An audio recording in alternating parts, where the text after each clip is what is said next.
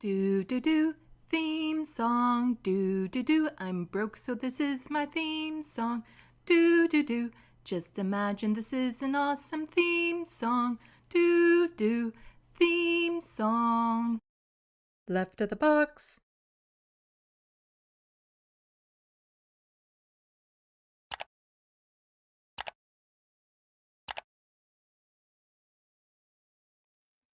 Hello, welcome to Left of the Box. Bonjour, bienvenue.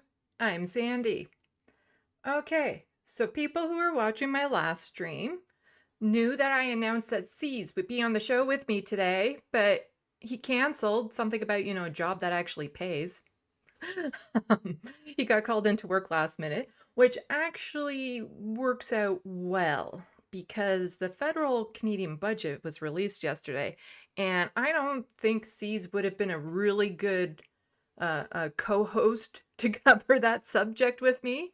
But fortunately, somebody who has been on my show before reached out and also wants to talk about this because for a certain group of people, this federal budget is, in order for it to be disappointing, I would have had to have my hopes up in the first place, but it's not great.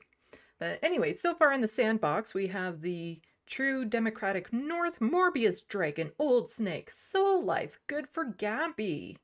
Welcome, everyone. Yes, Old Snake, I do have the best theme song ever. Okay, so again, since I'm in this setup where you see these and you see this here, that means it's a little bit awkward in transitions. So please just bear with me as we get the changeovers and stuff. And I will bring on today's guest co-host, Marc Joycey. Just one moment.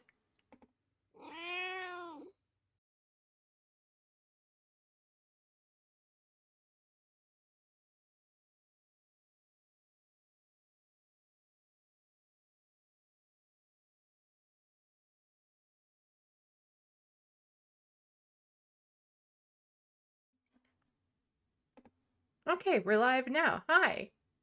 Hey there. Okay, in the sandbox, please let me know if our audios are kind of the same, because to me it sounds fine, but I have no idea what you guys are hearing. Yeah, just let us know and we'll get that squared off. Yeah. Oh, somebody, my dogs are goth, not feeling well. Oh, has a headache. Oh, I'm sorry to hear that. I woke up in the middle of the night with a headache. I have to keep like Tylenol and water next to my bed just in case. Anyway, welcome, Marc. This is now your second time on my show. Second time, yep. Yeah. And why did you reach out to me to come on to my show today? Oh boy. Well, I too was paying attention to the Canadian federal budget that was to be presented yesterday in the House of Commons, and to say that I am um, furious and disappointed and just pissed off is an understatement.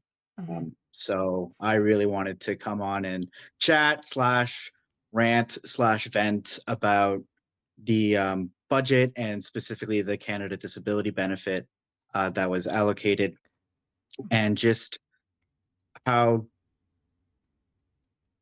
how hurt I actually feel about how the government views our worth and how much financially we're worth to them to Mhm. support, and just it just hurts. Yeah. It just hurts. Yeah. Like, quite honestly, I would have almost preferred they did nothing as opposed to what they did do. Because now they've tossed these crumbs and that's it. Like, they're not going to reassess it. That's it. That's it. That's all we get. That's all we're ever going to get. They're going to be like, well, you have your benefit now. Now we don't need to do anything else. Instead of, like, I would have preferred, no, it's nothing. And they're still working on it because this is not adequate, not by a long shot. But, yeah, so And it's people, just a straight up yeah. lie from their mandate of Yeah. saying they wanted to lift disabled people out of poverty. Hmm. It's just a lie. Yeah. So first, I wanted to go over just some news articles about, where we are with healthcare and housing, which are two things that were covered in the budget. And then we'll go over some articles and stuff, the Cold Notes versions, that sort of thing. Just a warning, the first article I'm going to pop up on screen for everyone. Content warning. It's a pretty it's a pretty terrible, horrendous story, but that's the state of healthcare and people with disabilities in this country right now. So just one moment as I make sure I do this first.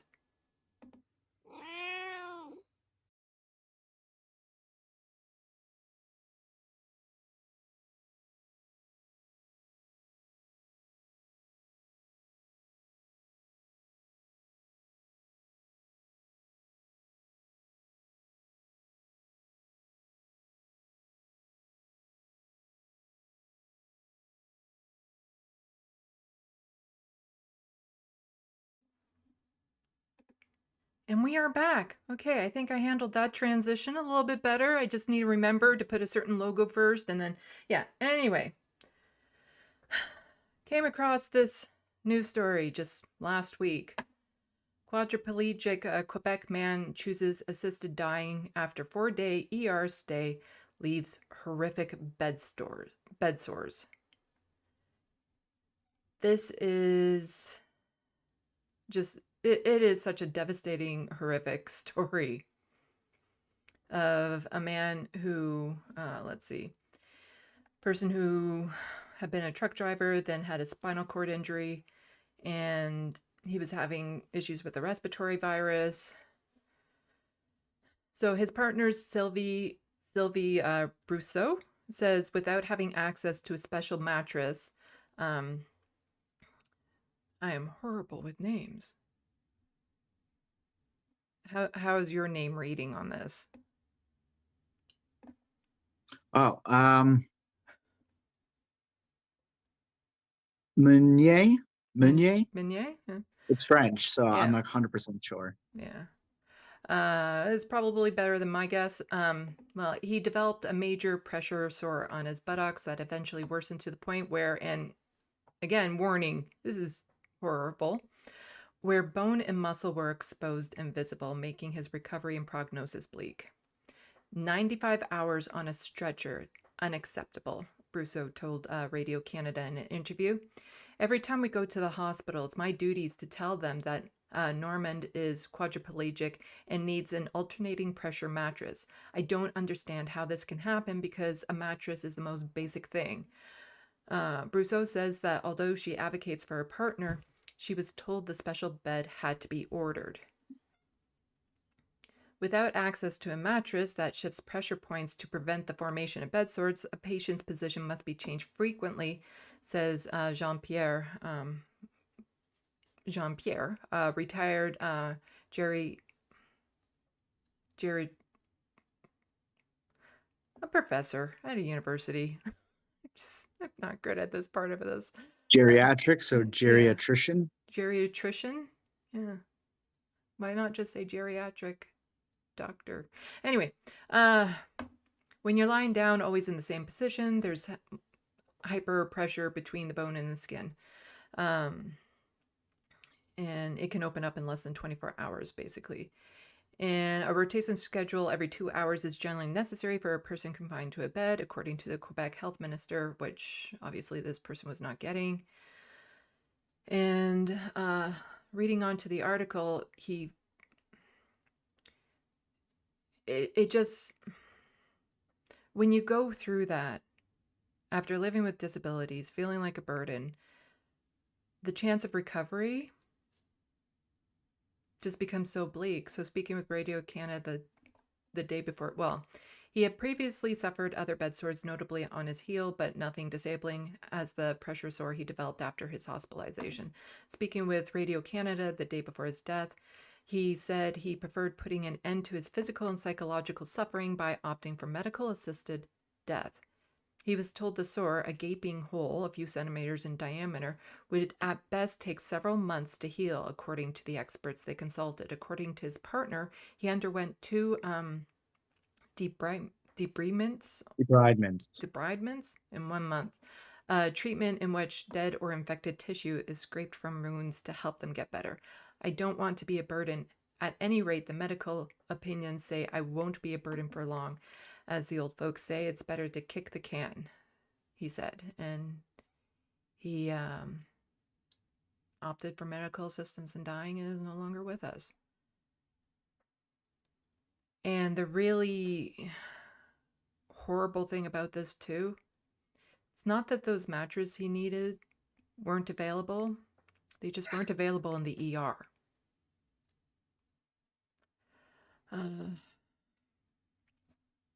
Let's see. We talk about it here. Yeah.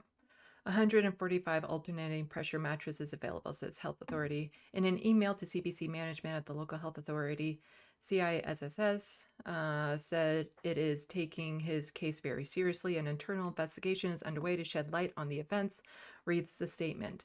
The health authority confirmed it has 450 therapeutic mattresses, including 145 with alternating pressure in its facility, including hospitals and long-term care facilities.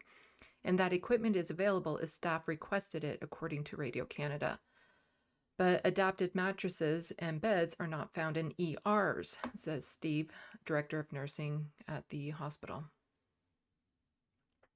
All of this could have been avoided if he wasn't in the ER for so long, and if he just had the proper mattress. Medical assistance in dying is more easily available on a more regular basis than some of the most basic care. He says he is increasingly hearing stories of people who are struggling in the system and turn to MAID. It is troubling, he says.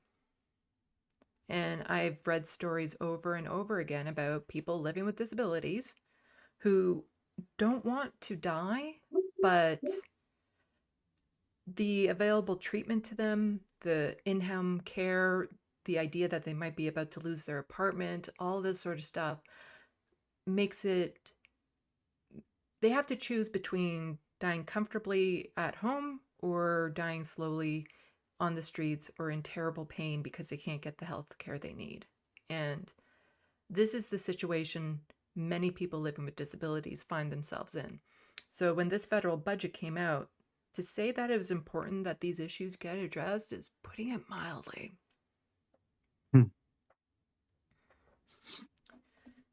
Yeah, and well, as you'll see, stories like this are only just going to keep happening. Yeah. Let's see. And another issue that we have right now here in Ontario, you're not in Ontario, so You don't necessarily know about this, but these people saying, I'm not paying for it, family furious over 400-day hospital fine for not moving to long-term care. So people who need to be in a hospital for a prolonged period of time, well, the Ford government made it so instead of staying at the hospital for a certain length of time, if there's a long-term care bed available at one of the, you know, private long-term care homes, then they're supposed to be shipped over there to be looked after, even though that could be hours drives away from their home, their family, everything of that sort. But if you don't move and isolate yourself, then they're going to charge you $400 a day to stay in the hospital in order to get the care you need. That's ridiculous. And not just trying to punish people for staying in a place that they're getting care. But let's not forget that it was the long-term care facilities that is where COVID was hit incredibly hard, and people were not supported, and many people died in long-term care homes because there were not supports there to keep them safe. Mm-hmm. And to then expect Canadians who are in a hospital to go to either a private long-term care, who still had bad outcomes in the pandemic, but to pay a whole bunch of money, or to go to a public long-term care place, which there aren't many of, and realize that like you're this is a place that has not received any upgrades since a pandemic, which Mm-hmm. killed many people. So Yeah. of course people are not going to want to go. Like, of course people are going to want to stay where they're getting care, at least getting whatever care it is Mm-hmm. that they're getting. It's that's infuriating. Yeah.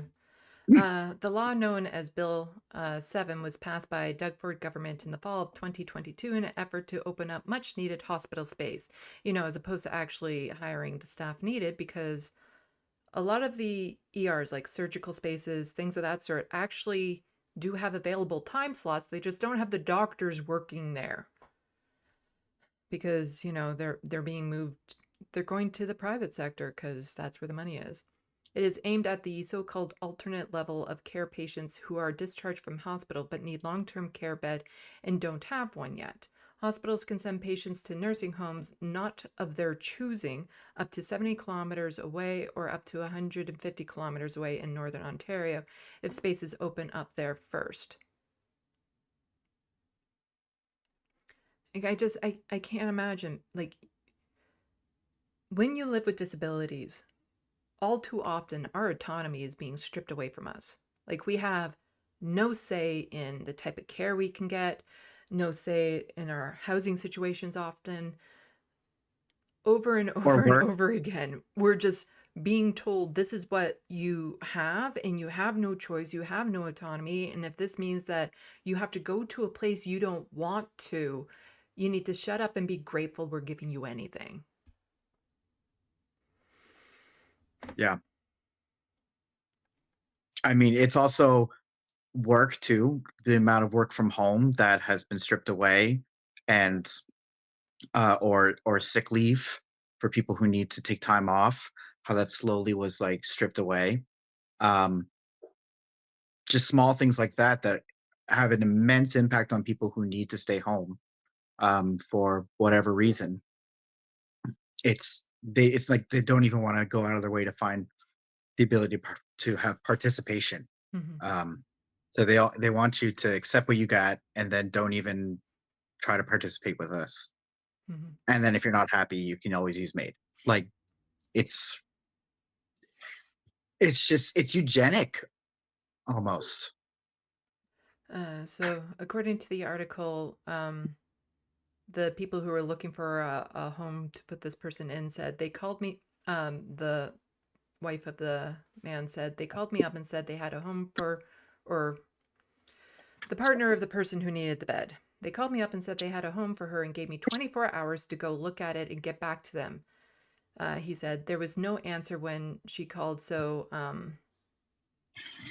they showed up at the downtown nursing home in Windsor last month with the code for the front door's keypad taped nearby. She walked right in. I'm sorry, but it's disgusting, she said. The halls were cluttered, the rooms dirty, and it took 15 minutes to find a staffer, she said. It was unlike the long-term care home she helped her father-in-law get into a few years prior, a beautiful place where he spent his final days. So I went back to the coordinator and said, "No, I'm sorry, I would not put my dog in there."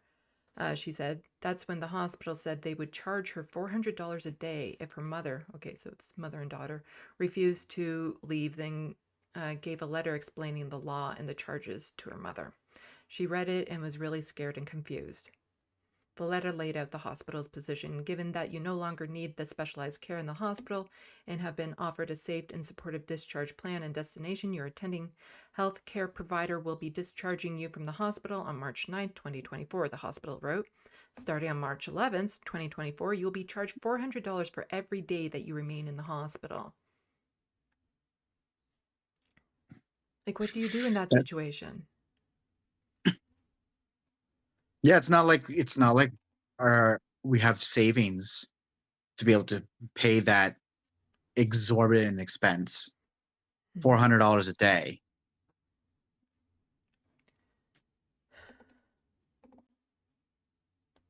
And also just wanted to get to here. So from Sherry on Twitter says breaking, where's the enforcement in the Canada Healthcare Act? This should be illegal. And she's quote tweeting this saying hundreds of Toronto patients were left scrambling after a family doctor closed her practice and moved to a private health clinic that charges $5,000 annually. This isn't just about one doctor and thousands of patients abandoned. It's about the erosion of our healthcare system. This shouldn't be happening. Okay, this should not be happening where we're losing our doctors to these private cares where it's like, okay, $5,000 a year doesn't sound like much to some people, but for people who live with poverty, that's a lot of money. And we shouldn't, like, in our healthcare system, this simply should not be a thing. The federal government is supposed to be cracking down on this sort of thing. Instead, the federal government is just allowing the provinces to get away with privatizing our healthcare. Yeah, it's ridiculous. Well, especially when you consider the history of provinces and the feds and the different levels of federalism that have existed since the beginning of our country till now, and you realize that the way Trudeau does federalism with the provinces is not the only way to do federalism, and so he's making a choice to say whatever the provinces have jurisdiction over, I'm going to wipe my hands of, and if I don't have to step in it, I'm not going to, even if it's to the detriment of people. And I find that gross. Yeah. Let's just play this. Panic and confusion after a family doctor in Toronto closed her practice for good and moved to a private health clinic. Months later, some of her 1,600 patients are raising their voices at Queen's Park, calling this an example of the downfall of the public healthcare system. This isn't just about one doctor and thousands of patients abandoned. It's about the erosion of our healthcare system, in particular, primary care delivered by family doctors.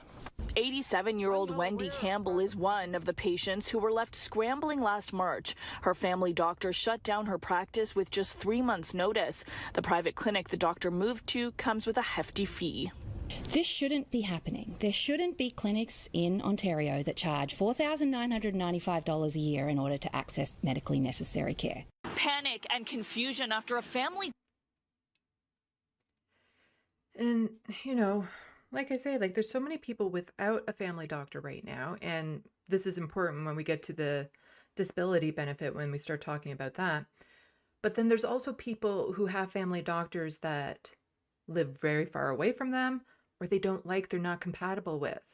But you're forced to stay with whatever you have because your other choice is to simply go without a doctor. Yeah, yeah. And so like even within our province, we had the biggest thing the election was ran on last time was on healthcare. That we had a waiting list of people without a family doctor, and at the time it was around 80,000 people without a family doctor in a province of 1 million. So you're looking at almost 1 in 10 people not having a family doctor, and that has skyrocketed to about 160,000 people without a family doctor. So now you're looking at, well, about 1 in 8 people 1 in 8 people don't have access to a family doctor.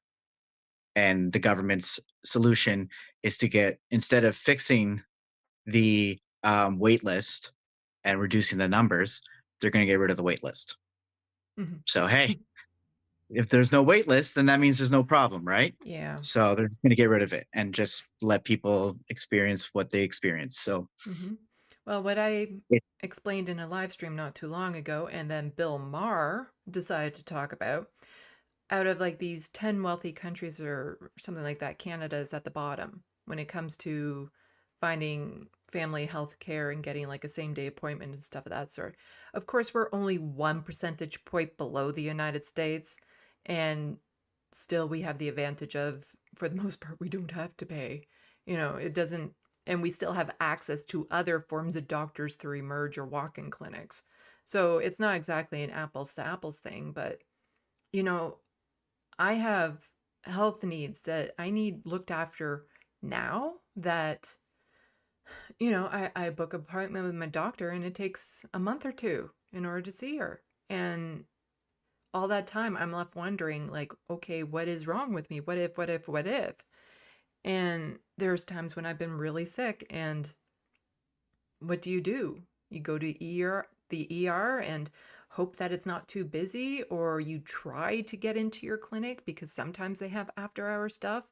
And then I run into the problem where I've been to my clinic after hours, and even though it's the clinic that I go to, I saw a different doctor, and then when I see my family doctor afterwards, she knows nothing about what is going on with me. Like she doesn't have the records. Like I recently had to see an osteoporosis doctor because it turns out I have severe osteoporosis.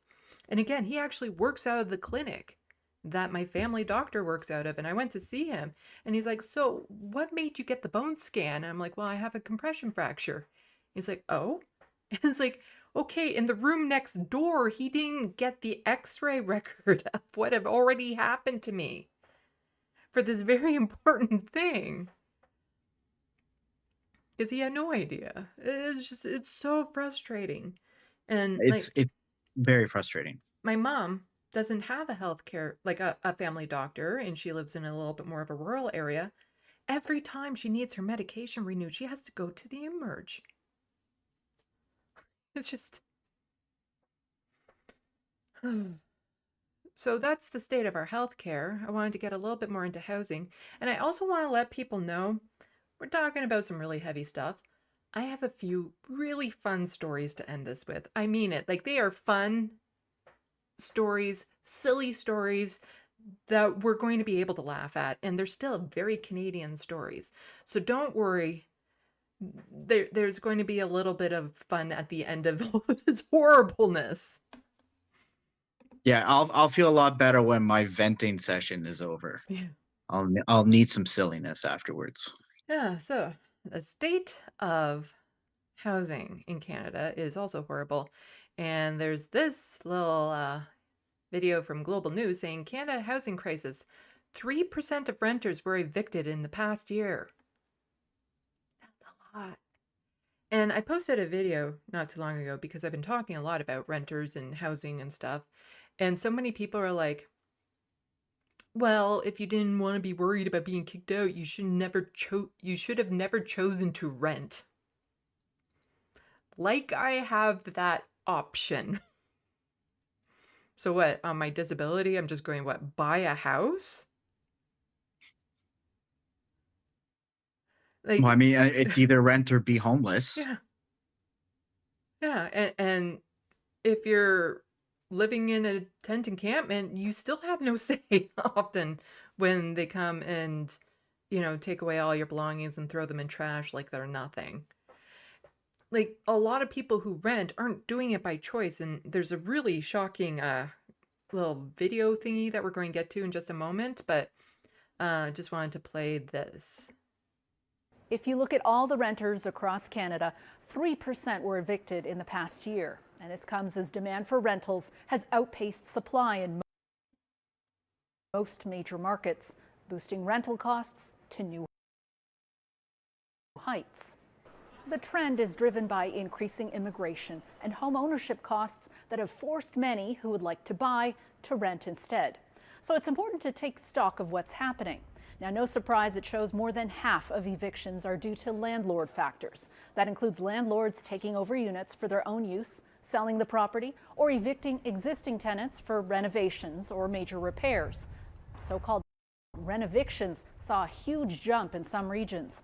In Hamilton, Ontario, they increased nearly 1,000% between 2017 and 2022. The second most common reason for eviction, the tenant having difficulty paying rent. According to the Canada Mortgage and Housing Corporation's 2024 Market Rental Report, there isn't enough affordable housing for lower income renters in most cities. Many evictees share some common factors too. Nearly 60% were between the ages of 25 and 44, and a third between the ages of 25 to 34. Nearly half reported fair or poor mental health. Nearly a third identified as living with a disability. The federal government is promising a renter's bill of rights in next week's budget, but housing advocates say that based on what's been announced, it's not likely to meaningfully improve affordability for people struggling to make ends meet or find an affordable place to rent. Anne Gaviola, Global News. Yeah, and I went over that renter's bills of right in a different video, which was just a bunch of hot air. It's like, oh, well, now your rent payments can go towards your credit to help you buy that home. And it's like, no, that's not going to help anyone buy a home. Like, It's not. it's so frustrating because, again, it's not like we're choosing to be in these situations. And for all the unhoused people, there's still so many people who are precariously housed, who might lose their apartment at any time, who are struggling to pay for it because there's nothing affordable. And whenever you hear the government talk about like, oh, we're making all these affordable units and stuff like that, it's never nearly enough. And what they deem as affordable isn't actually affordable. Affordable in government standards is considered 80% of market rate, which is not affordable to pretty much anyone living with a disability. Like, there's nowhere. If I lose my place in the contract that I currently have, I'm done. Like, there's nowhere I can go in the country with disability and be able to afford to pay rent. Like, nowhere is left. And the options would be like trying to find a friend that I can move in with or move back home. And that would be, if I had mental health problems before, I'm just saying, like, moving back home with family would not be beneficial. And one of the consequences of this housing crisis that we have is I see a lot of rhetoric being used against immigration and immigrants about how it's immigration is the reason why we have a housing crisis. And I'll just say point blankly, no, it's not. The reason why we have a housing crisis is because federal government has not been in housing in a meaningful way since the late 80s, early 90s. And that's now 3 decades of the feds not be in public housing, affordable housing, encouraging rezoning efforts, all the things that you see being announced. There's 30 years of neglect behind that. So I wanted to be very clear that it's not immigration, and and the argument that immigration is the reason why we have a housing crisis just sets up for immigration to be scapegoated in other ways. And we all know what happens when immigrants become scapegoated. So like it's bad, and it's all because the feds decided, conservatives and liberals, the neoliberal consensus, decided to get out of the way of helping people with housing, and here we are. And who could have predicted it except everybody who was saying something for 30 years? Yeah. Like, I do think that the amount of people being let in right now isn't helping, but it's not the fault of the immigrants. Again, it is what you're saying. It's the fault of the government not being up to par with housing. But, like, what do we do in the meantime? It is just, but it's a lot of people also not understanding that a lot of the newcomers, a lot of the people that come into this country aren't permanent residents. So they're not exactly harming the housing supply because they're not buying homes. And a lot of people still just want to blame immigrants for the high housing costs when it's like, no, that's not the issue. We're actually going to get into the issue in just a little bit. And so it is a multi-layered issue, and anyone who tries to point at immigration and saying it's the issue, they're just being racist. Like it is just, they're being racist. They're trying to use them as a scapegoat. Well, I saw an article recently, and the headline had mentioned, is this the endpoint of Canada's multiculturalism? And for those who don't know, multiculturalism is enshrined within our Canadian like values, within our government. I can't remember what it's called, but it's a document that talks about Canada's values and ethics and whatever. And multiculturalism is officially within that. And I've seen articles now talking about how that no longer should be the case for Canada because of high immigration. And so, this isn't going to go away. This attack on multiculturalism that we've had for almost 50 years. That's being attacked when people say that immigration is the cause of our housing crisis. It's not the cause.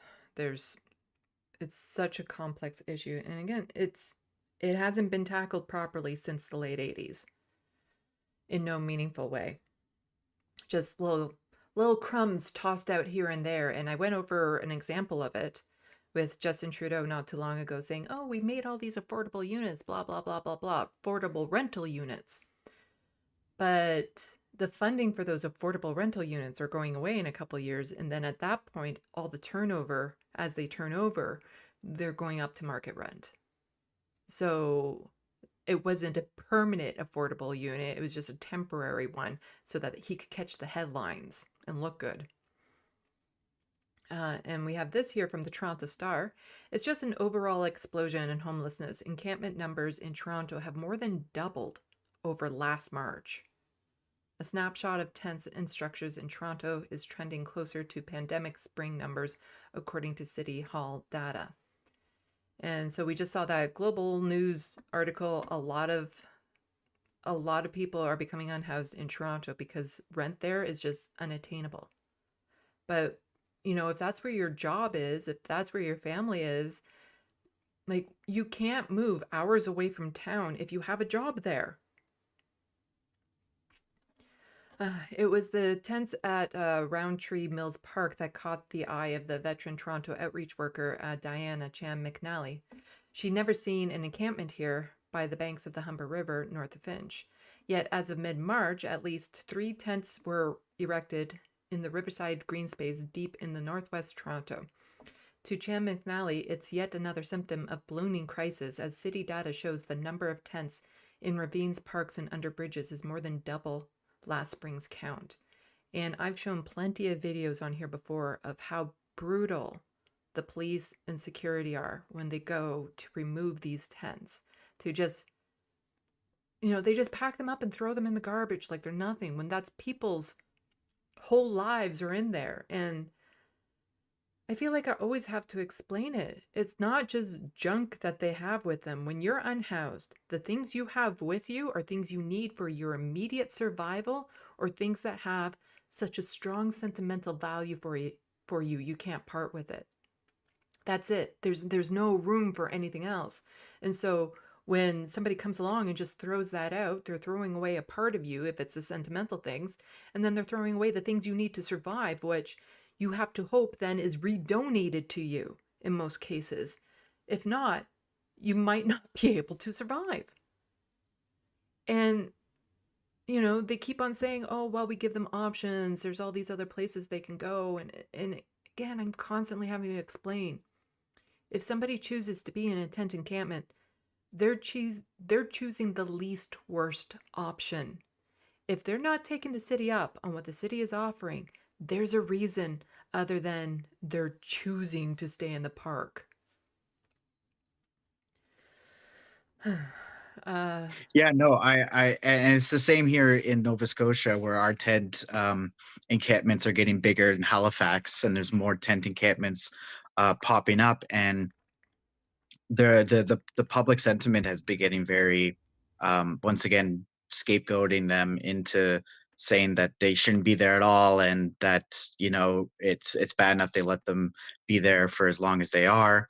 And then when they try to build, tiny homes like pallet housing that the provincial government has said they wanted to set up, when wherever they try to put it, the local neighbors get mad and say, "Why is it here? We don't want these homeless people here. All they do is do drugs and yell profanities, and they make us feel unsafe.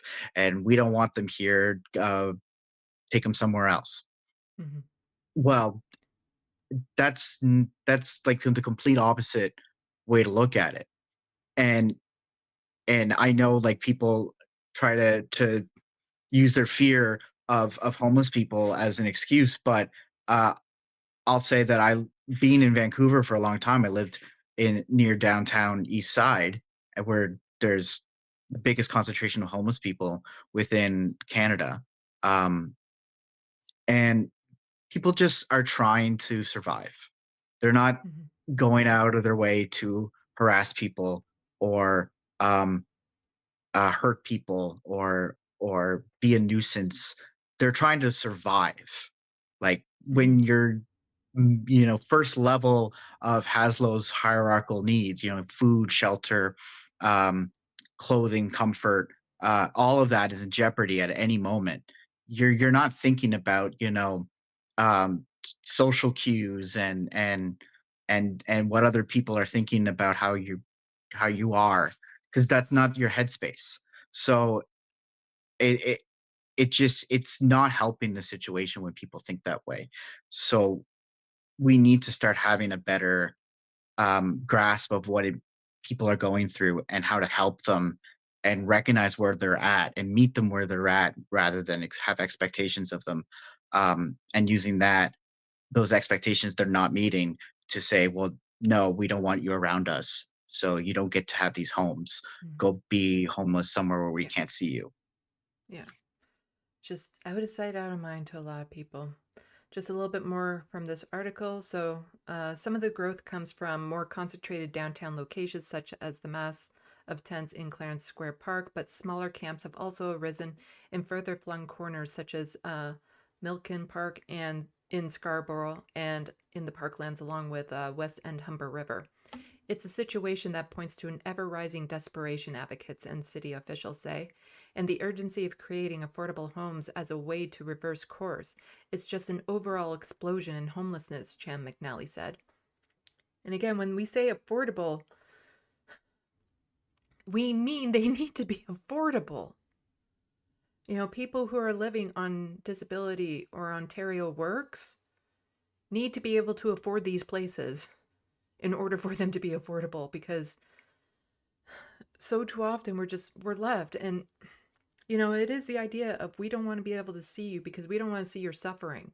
We don't want to see you as you dwindle away into nothing because you don't have the supplies you need to live.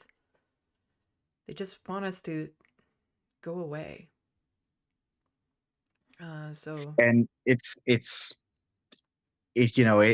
one of those things that we as society have yet to have our reckoning with, is just how comfortable society is at disregarding people with disabilities or disabled people. Um, it, it's it, the day will come when society is going to have to reckon with just how eugenical it is. yeah. And like, people even try to hide their tent encampments too. Like, a lot of people try to find places that are out of the way, and then that's not even good enough. It doesn't matter. So this here is the number of known tents and other makeshift camp structures according to City Hall data, toggle between the years type thing. So in 2021, and got 2022, 2023, and boom, 2024. So this graph here shows the dire situation of the housing market. And part of the reason why a lot more people are renting is because they can't afford a home anymore. And this is quite shocking. So this is percent of change of home buyers since 2015. The green line you see there are first-time home buyers. The red line is investors. The blue line is repeat home buyers. And so this starts at 2015. And now here you see it's 2018. Get a little bit of a spike there. But let's see, where does it go? It starts dropping again. And then they have to zoom out yet again because of how bad it's falling. And you can see first-time home buyers is down a drastic amount. But at the end of it, if we pause it, no, we need to pause it there. And if we pause it up here, you can see investors. You know, after the pandemic is when it really started to, like, it started to crash ever since 2015. And it's like, I wonder what was happening in 2015 in this country. And it just took a Nothing nosedive. major. No. It's not like we had a different government back then or anything. With a housing minister that is currently trying to run to be prime minister. But just took an absolute nosedive as of COVID, and investors are just starting to gobble up all of the available stock in homes. So basically at 2015, unless you've already bought a home, there's no chance that you're going to be able to buy a home almost. Like it's just it's just dropping and dropping and dropping. And like I've had a couple friends who were able to buy a home right before it started to crash, and you know, they're shocked when they see, you know, how much their property would go up now, but there's no point in selling because what kind of property are you going to buy? Because any place that you try to buy might be far more than what you would get for selling your own place. So people are, again, stuck in their own homes. You can't move. You can't go anywhere. People don't get to choose the communities they live in because of this. Or the idea of being able to live out on your own as opposed to having to move in with family or have roommates and things of that sort. Personally, I cannot live with other people. It is just, it's a hard no. It's not healthy for me. It's not healthy for them. And I'm in the same boat. I also don't want to live with people either at this point in my life, which I don't have that choice because I'm one of the millennials that are stuck living with their parents right now. So I've had roommates before. I've lived in the shelter system too. You have roommates there too. And I had roommates afterwards and stuff. I can't be around people that often. I can't have them in my space. I can't have them interrupting my patterns, interfering with my stuff, or my food goes missing, or arguments over petty shit. Like who didn't change the toilet paper and all that sort of stuff that you'd think that people get over when they're children, but apparently adults still have these stupid petty arguments over little chores and things of that sort, and I can't handle it. I can't be around people. Not 24/7. exactly. I'm in the same boat. So this here, it's linked in the description box below for anyone who's interested. Would have been nice if the federal government took a look at this before the budget, but Task Force for Housing and Climate, Blueprint for More and Better Housing, and it goes over ideas as to what can happen on a federal, provincial, and municipal level, which needs to be done. Like, no one level of government is going to be able to fix this housing crisis. It has to be done together. They have to work with it together. But here is just some key takeaways is legalized density, focusing housing growth in cities and communities where there's existing infrastructure like roads and water lines is faster, less costly, low carbon, and more resilient. But then we have people like NIMBY Doug Ford, who's like, oh no, we can't have fourplexes go up. We'll have a mansion go up that's the size of a fourplex, but how dare you want to put up a fourplex? Like all of this housing that they keep on talking about building, it's never affordable. It's never meant for, you know, someone like us. It's never meant for us. It's just meant for investors at this point because not even regular homeowners can buy these monstrosities of homes. And like literally, they are the same size as some of these fourplexes that they're so dead set against having. The second one that they have here is implement better building codes. Better building form can reduce operating costs, cut emissions, and improve resilience. Invest in factory-built housing. Factory-built housing and other processes and material innovations can speed up construction, reduce costs, and systemize energy efficient and climate resilient features.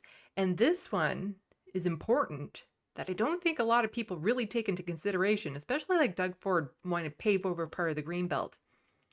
Don't build in high-risk areas. The most expensive home is one that you need to rebuild after extreme weather event. And that's becoming more and more of an issue. If you're in an area prone to wildfires, in an area prone to floods, and not even just prone anymore, if you live near a river, the floodplains are changing.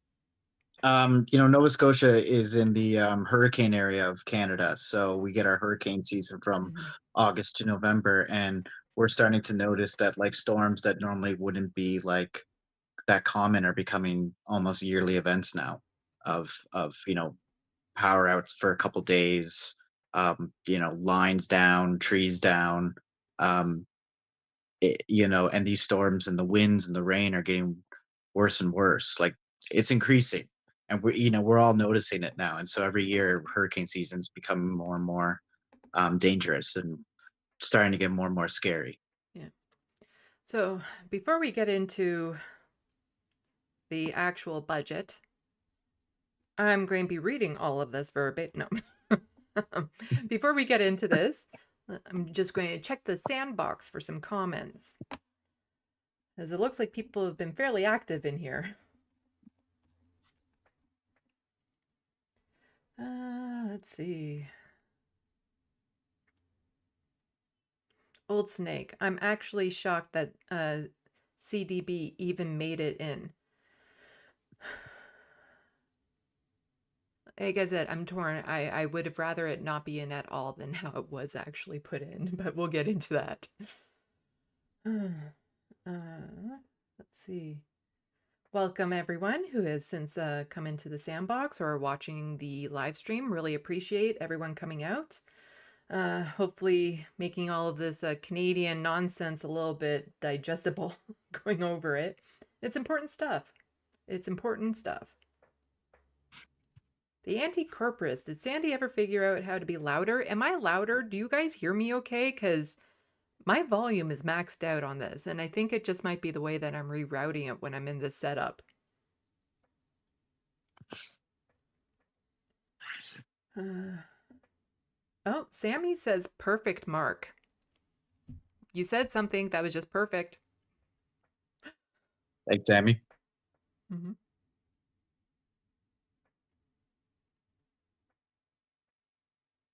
Let's see. It's always a trick trying to find ones that I understand the context of.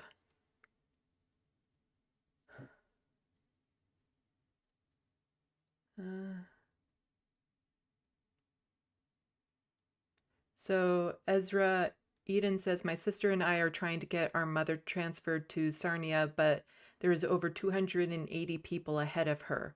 Our mom is 94. Wow.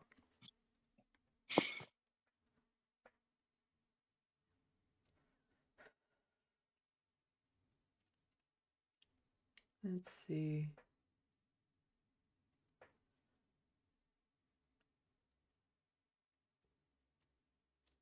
Bad Ash 29. Doctors take an oath to do no harm, but pulling stunts like this aren't keeping that in mind. If you're referring, I don't know what you're referring to, so I'm just going to put it out there. The doctor leaving and going to a private practice. You can't necessarily blame the doctors, because what happens is they get paid per patient. And all of the costs of operating the office comes out of that. And so they get burned out. Incredibly so, because the amount of people that they have to see in a day in order to make the cost of the office run and everything. Whereas if they get into a private practice, they actually get paid a decent amount and their workload is lessened. Like, it's just the options for a lot of them is to get out of practice altogether or to go into a private practice. And it's not their fault that they're being overworked. It is, again, the government just not paying doctors to stay in the public sector. And COVID exacerbated what was already an issue. COVID made things 10 times worse, and we haven't recovered from that. But I remember being, 5, 6, 7, 8 years old at the family doctor. And if we had an appointment for 10 o'clock, an appointment, so like the expectation being you walk in, your appointment's at 10, you see the doctor at 10, maybe 10:15 if he's running late. The common practice was if your appointment was at 10, do not expect to be seen until 11:30 for appointments, not walk-ins, not triage, but scheduled appointments. That is how backed up and overworked and completely behind doctors were in terms of seeing their patients. Yeah. But don't you dare So be late. Oh no, don't be late though, Don't because be late. you'll get they can drop you if you're late too much. Yeah. Nina, Canadian, the problem is affordable housing and real estate markets that have grown for the wealthy, not for the renters. Very true.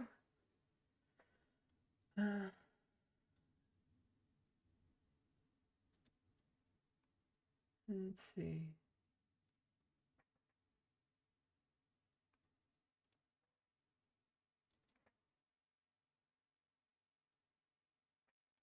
Soul Life, now if you throw a rock into a protest, the person responsible is the protesters and not you. Protests are notorious for have a bad actor in the crowd. We saw it with Floyd.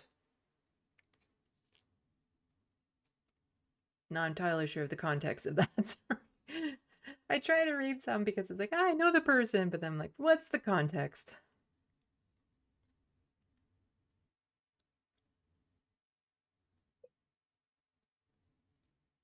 Badash 29, mood Sandy, but I'm Gen Z who's never been able to move away.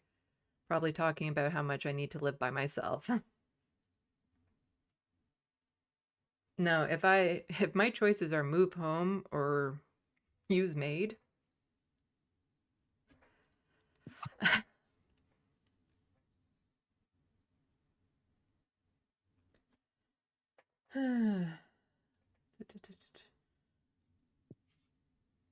Okay, let's get into it. And reminder, at the end of this, there's a couple just fun, silly stories to go over to kind of unwind from all of this horribleness.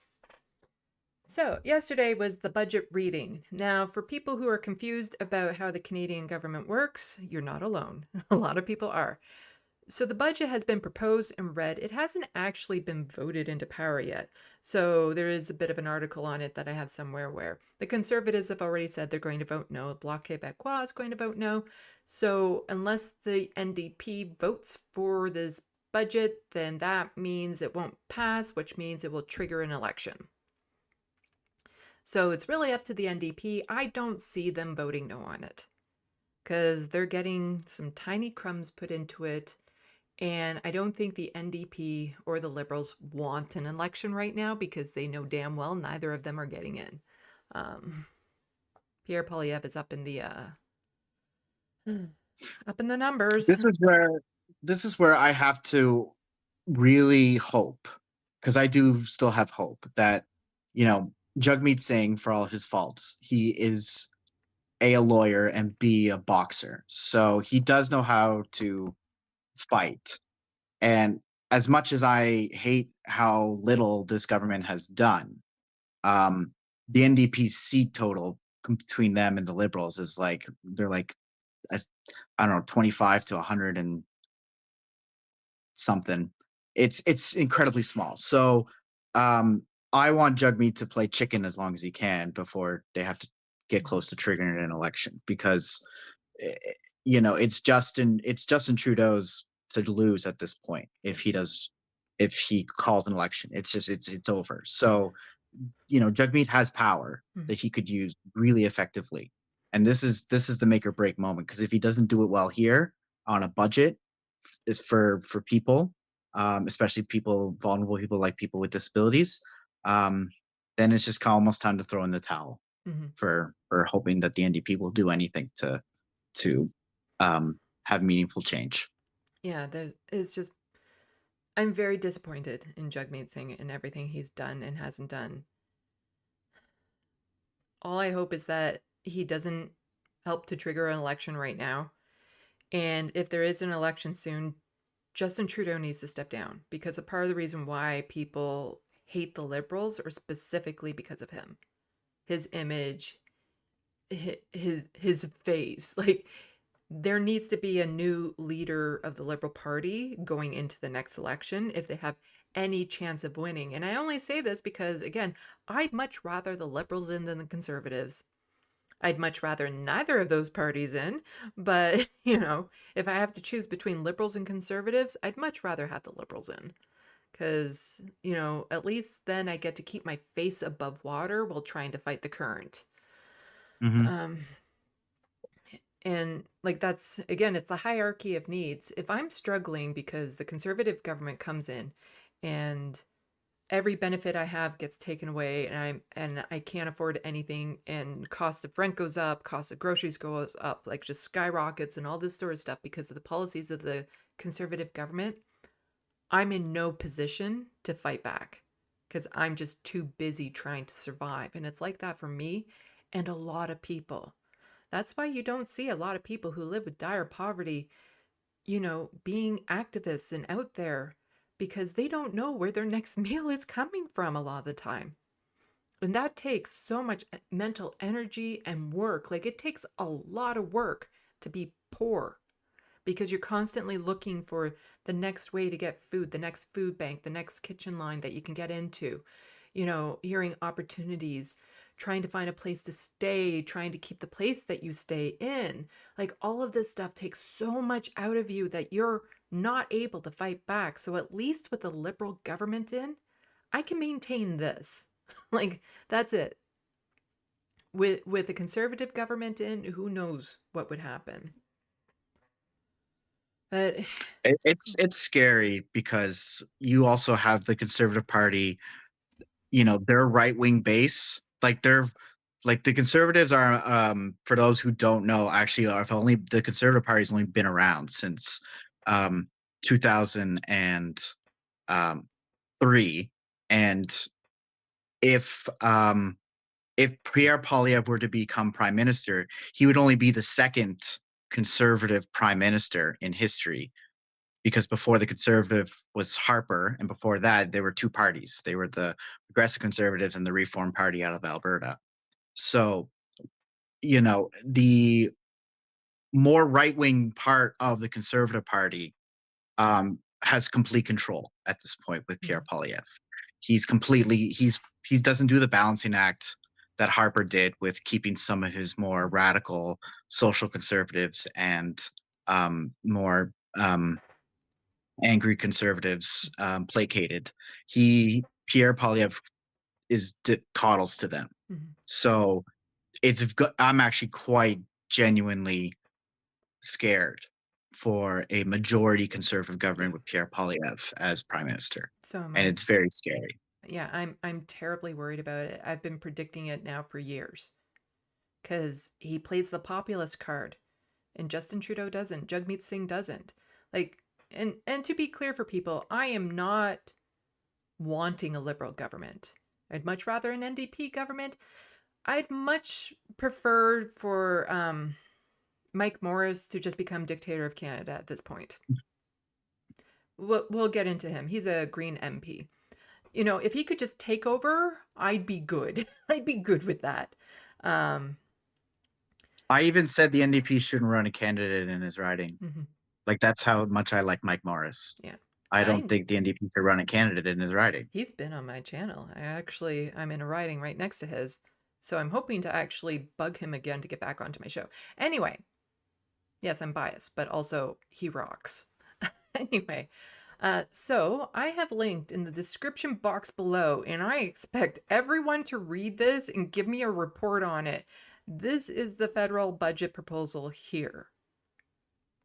It's a lot. So I'll just read some of the chapter headings here. So we have more affordable homes. They want to solve the housing crisis. Make it easier to own or rent. And that's part of the Renter Bills of Right that I went over. Then there's lifting up every generation. Yeah, all you Gen Zs who will never be able to buy a home. Well, the millennials who will never be. Basically, if you haven't bought a home yet, you're not going to. Lowering everyday costs. Like they haven't had the ability, like affordable groceries. When you have to put affordable groceries in the federal budget, you've failed. The government is a fail if that has to be in the federal budget, to make a note of, oh, we need to make sure that people can eat. Economic growth for every generation. Safer, healthier communities, just as long as there's not a fourplex in it. A fair future for Indigenous peoples.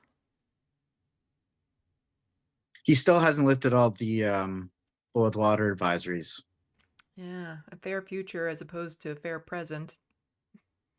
Let's maybe fix things in the future, but the things that are happening in Indigenous communities now, the condition on Indigenous communities is absolutely horrendous. And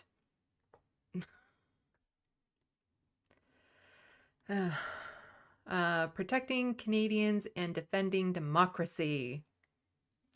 Tax fairness for every generation. Details of economic and fiscal projections. Now, I'm expecting everyone in the Sandbox right now to be telling me what chapter and annex here that you're going to be giving me a report on by the time I do my next stream. Debt management strategy, legislative measures, statement on gender diversity and inclusion. Oh, gotta throw that in. DEI. It's happening in the federal government. Actually, I'm kind of curious. Go and click on that one.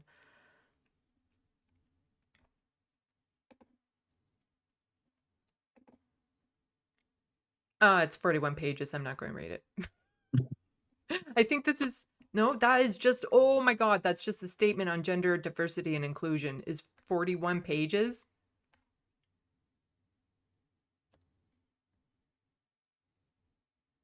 Evolution of gender budgeting in Canada.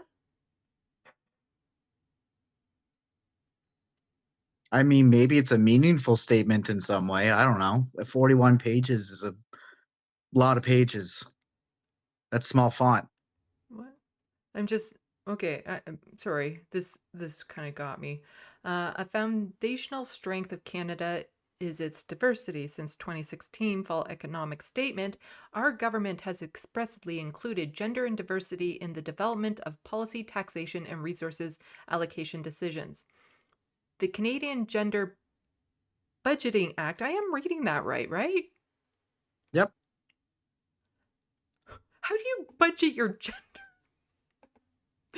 Which came into effect December 2018, enshrined gender budgeting in legislation. This approach mandated reporting on the gender and diversity impacts of all new budget measures in every budget cycle. Budget 2024 constitutes the 5th annual report. Okay, I think I'm starting to understand what it's meaning now. That they have to see how all of their things will actually impact people based on their gender.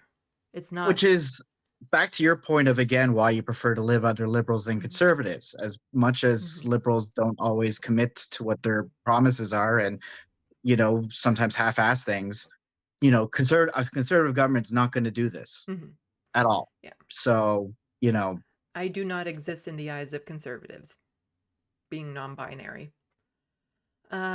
So Canada's gender budgeting approach has yielded significant positive results, continues to evolve, leveraging key strengths and identifying areas where improvements are most needed.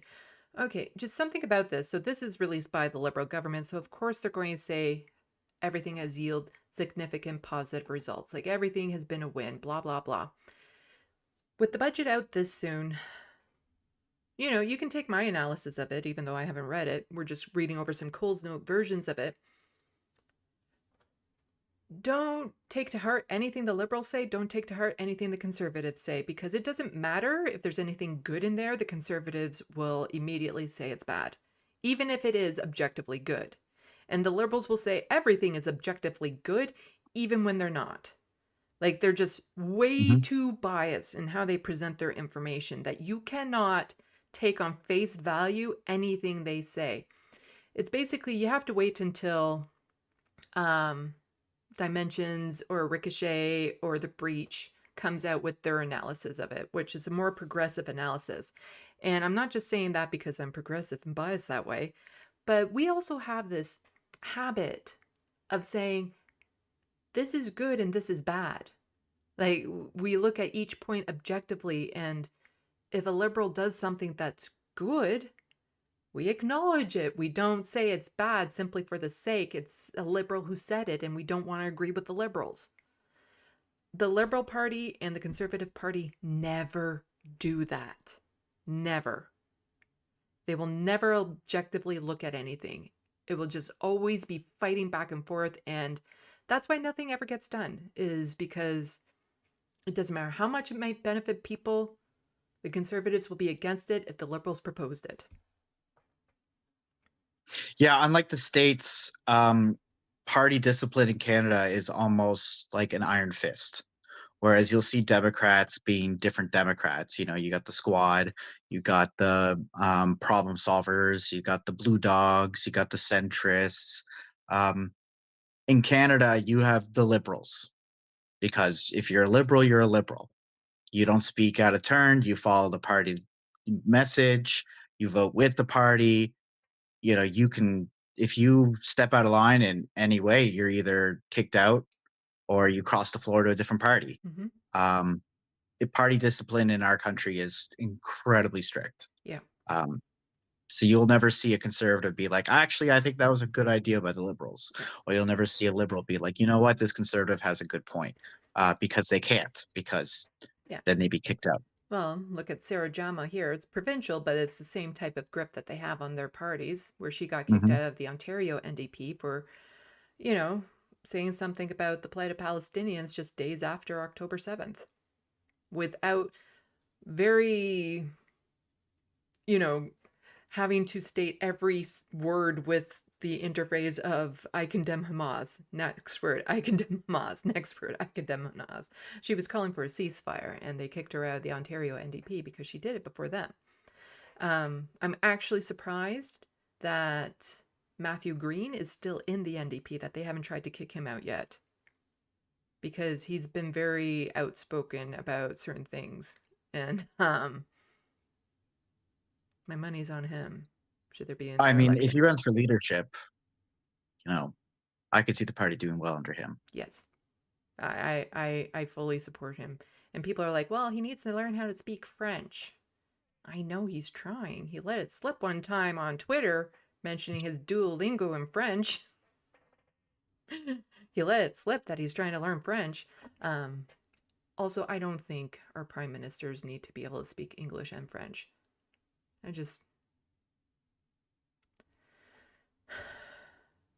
There's so many.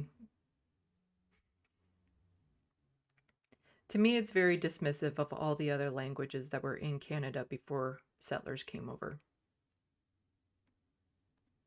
That it's of primary focus that you know these two settler language in order to be part of the Canadian government. Anyway, this is the CBC Coles Notes. I think we owe the Sandbox. I think we owe the Sandbox to finally tell them how much they're actually giving people for the Canada Disability Benefit. I bet they've been waiting on bated breath for that. Yeah, let's see. I How think this great has it is. This CBC article has it. So when I first read it, I literally thought it was the article had an error. Here we go. I thought it was an error and that they meant monthly, not annually. So disability benefit amounts to $200 per month. Parliament last year passed the Canada Disability Benefit Act, which promised to send a direct benefit to low-income working-age people with disabilities. Budget 2024 proposes funding of $6.1 billion over 6 years, beginning this fiscal year, and $1.4 billion per year ongoing for a new Canada Disability Benefit. Advocates have been hoping for something more along the lines of $1,000 per month per person. They'll be disappointed. According to the budget document, the maximum benefit will amount to $2,400 per year for low-income individuals with disabilities between the ages of 18 and 64, about $200 a month, if you get the maximum amount. If, and this is a huge if, you qualify for the federal tax disability benefit, which the majority of people who rely on disability do not qualify for or do not have. Nope. More than half of people on disability do not get the federal disability tax credit. So more than half of people who are on disability will not even see this $200 a month. And $200 a month here in Ontario, an extra $200, still leaves you way below the poverty line. And it's so infuriating because so many provinces across this country refused to increase the amount that they were giving people on disability because this was in the works, because they knew this was coming up. So why bother spending the money when the federal government was about to step in and increase rates and help, fill in that hole? So many provinces across this country didn't even bother to raise the rates that people on disability were living with.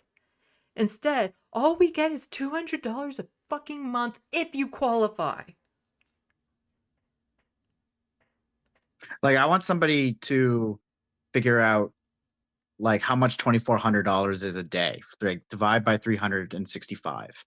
Because I just want to see how much the federal government literally wants to look at a disabled Canadians' day of all the, day in and day out that people have to experience, to look at them and be like, you know what? We really are here to help you. Here is $3. Go get a coffee and know that we got your back.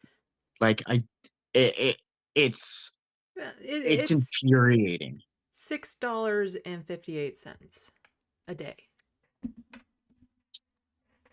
So lunch, a cheap lunch, maybe A bagel and coffee. Yeah. Mm-hmm. That's what the government basically looks at us and says, like, we made a major step. Give us a big pat on the back. Look at us. We do so much for you. Oh, and also, this doesn't start till July of next year. 2025. Mm-hmm. July of 2025. Yeah. Like I said, when $200 is going to be worth less than it is this year because of inflation.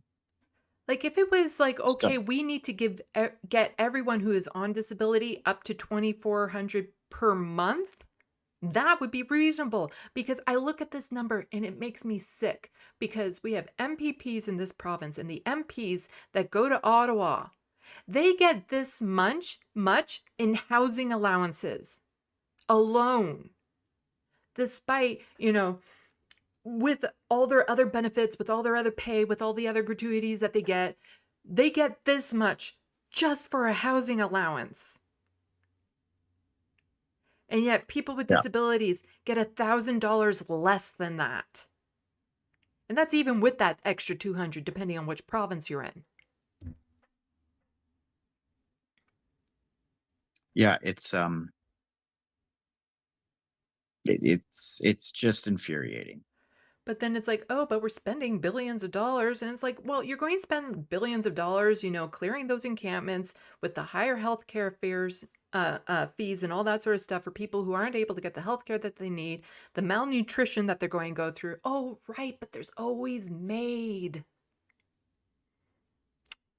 You know, if that $200 doesn't help keep you going, there's always MAID. Like I said, with a eugenical society. Mm-hmm. This is so frustrating. I just want to quickly go over some of the other things that this has. I'm not going to read the whole article. If people are really interested, you can find it, but I would also wait until The Breach or another progressive magazine comes out with this, because CBC isn't exactly unbiased, and it's not biased towards the Liberal government. It's biased to any corporation, status quo bullshit that's out there, you know. The Ottawa bubble. It's biased to the Ottawa bubble. Sin taxes?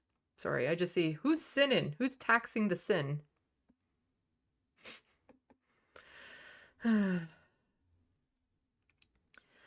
So, Ottawa unloading unused offices to meet housing targets. One of the biggest pillars in the budget is housing commitments. Before releasing the budget, the government laid out what it's calling Canada's Housing Plan, a pledge to unlock nearly 3.9 million homes by 2031. Unlikely that will happen. And of the ones that they do, how many do you think will be affordable to people living with disabilities? Not any, I don't think. Like, I'm all for converting underused federal offices into homes. Do that. You know, building homes on Canada Post properties. Do that. Those are things that I can get behind. You know, I'm all for taking things that we already have and refurbishing them into housing, because it takes a lot less energy and work to take like an old factory in our old office building and make it into some sort of housing unit. And it happens a lot faster. Taxing vacant land.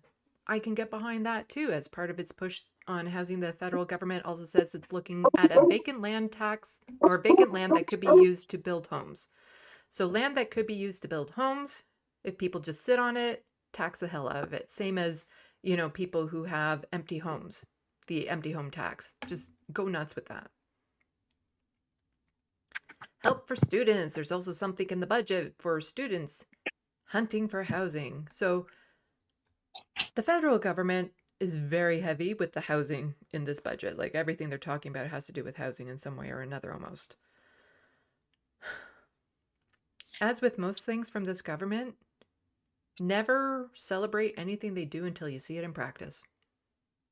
Hence why I never celebrated the fact that the Canada Disability Act passed, because it's like, until I see it in practice, there's nothing to celebrate. And now that I see it in practice, there's nothing to celebrate. Like, I'd say I'm disappointed, but I'm not, because I never had my expectations high enough to be disappointed. The government... I mean, I was disappointed because if you look at every other monetary stipend that the government gives out to help people, for other people, whether it's the Canada Child Benefit, which is, you know, you get money every month per child that you have, and has one of the most best proposals the Liberals have ever actually implemented, because it gives out, like, I don't know the exact numbers, but it's close to like $300, $400, $500 a month per child that you have. That's a lot of money to give out per month to families. That's a lot. And or the guaranteed income supplement, which goes to seniors. Like, those were significant amounts of money that was actually given out. Not some of the times it wasn't enough, but they were significant. But to then look at disabled Canadians and say, you know, you're not even worth like a fifth of that or a tenth of CERB is, you know, it's deliberate. It's just it's an ideological perspective of you're not equal in terms of your value. I suspected from the get-go it would only be people who qualify for the federal disability tax benefit. Right from the beginning, I suspected that would be the case, even though I had some people try to reassure me. It's like, oh no, it'd be everyone who's on disability will get this. And then I just worry that this is another excuse for the provincial governments to then not increase it or to almost even deduct it from what we're currently getting. Because it's so frustrating. Like somebody's mentioning, like, don't you get about, wouldn't everyone receiving 200 already be receiving at least 1,200, says Old Snake? Depends on where you live in the country. Not everyone has that much. In Ontario, it's gone up to 1,400. So with the extra 200, you'd get 1,600. But you're considered to be in dire poverty if you have anything below like 2,100. Because average rent for one bedroom is more than 1,500. Mm-hmm. And you got to remember that the cutoff for support based on your income is incredibly small. I made working 2 jobs. I made below the poverty line, and it's still above the cutoff of being able to have support. Mhm. So I'm not allowed to get disability support from my province because I make too much money. So like that's already just like you don't get an access to a provincial program. And this is where we have to reckon with the fact that we need to get rid of conservative premiers and conservative governments in provinces. They need to go because it's been a trend since the early 10s for governments to go conservative, and the last 10 years have been horrible. Mhm. So it just highlights that it's not just Trudeau not doing enough. It's we have conservative premiers that have been shitting the bed for 10 years. So we'll talk more about this. I just wanted to get over some of the other things that were in the federal budget. In the news, you're going to hear so much about this one. Increased taxes on capital gains. Already, I see business owners and wealthy people screaming how unfair this is, how this is going to rob Canadians of businesses, how businesses are just going to flee the country because of this horrible, horrible tax. Well, let's break this down a little bit. So to help cover some of its multi-billion-dollar commitments, the government is proposing a tax hike on capital gains, the profit individuals make when assets like stocks and second properties are sold. So these are passive incomes, extra money that they just happen to have lying around. They sell a property, they get money. They sell stock, they get money. It's not money they actually worked for. The government is proposing an increase on the taxable portion of capital gains up from the current 50% to 2/3 the annual capital gains of over $250,000. So for any capital gains that you make under $250,000, it stays at that 50% that it's already at. If it's above that $250,000, then it goes up to, I think it's like 61%. If it's 2/3, it would be 67, would it not? 67? Yeah, it's in the 60 area. I saw it somewhere. It'll be on one of the other things I have. So for all the people who are able to make more than $250,000 in capital gains, you're going to lose just a little bit more of that. And they are crying.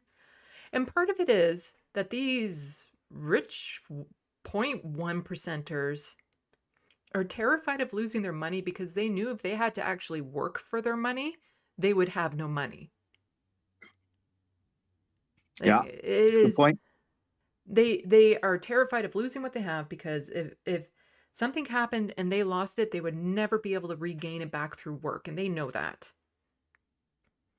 And so they cry. And again, the only reason why they're listening to these people and writing articles on these people about their whining is because they have money. Mhm. Because at every other group of people, when something bad happens to them, they just have to eat it. But when the rich people have a 17% increase in their marginal tax rate over 250,000, suddenly we're going to get an article in the National Post every day for the next 6 months. Mhm. It's yeah, it's just dumb. Like, again, they're not even losing money because this is from money that they're making extra, passive money that they're making extra. So it's not like they're looking at their bank account right now and taking money from that. So this is just, instead of getting this much, they'll get a little less. So they aren't even It's technically just losing money. profits. It's just your rate of profit, And because it, that's what, having your capital gains go up is just profit for personal use. So it's just your profit. So profit, meaning the black, meaning Mm. plus money, Mhm. is just going to be less plus money, Yeah. not less money, not less, you're not dipping into anything. It's just you're getting less of more. Yeah. But this is what you will see on the news for the most part, is them crying. Like, it wouldn't surprise me if this got onto Fox News. This and only this. Not the paragraph below it about the disability benefit amount of only $200 a month. No, you're going to be seeing this in the news. And then you also got to remember, like, you're going to see people who this doesn't apply to get angry for people who it applies to. Yeah. Because they really think that just in the next few years, they will have $250,000 in capital gains. And so therefore I don't want this tax there, because when it's my turn, I don't want it. Yeah, But like it says, it's only 0.1% of people hold that much in capital gains. Like, I remember my stepfather was very conservative and he hated taxes, of course. And I remember him saying, it's like if you go to a casino and you win like $3 million, then they take you in the back room and they remove this amount from it and they steal from you. And it's like, even if they removed $1 million from that, you still have $2 million. Like, you're not out less money. Like, you still get so much more money. Yeah, I know. It's more money than people know what to do with. Yeah.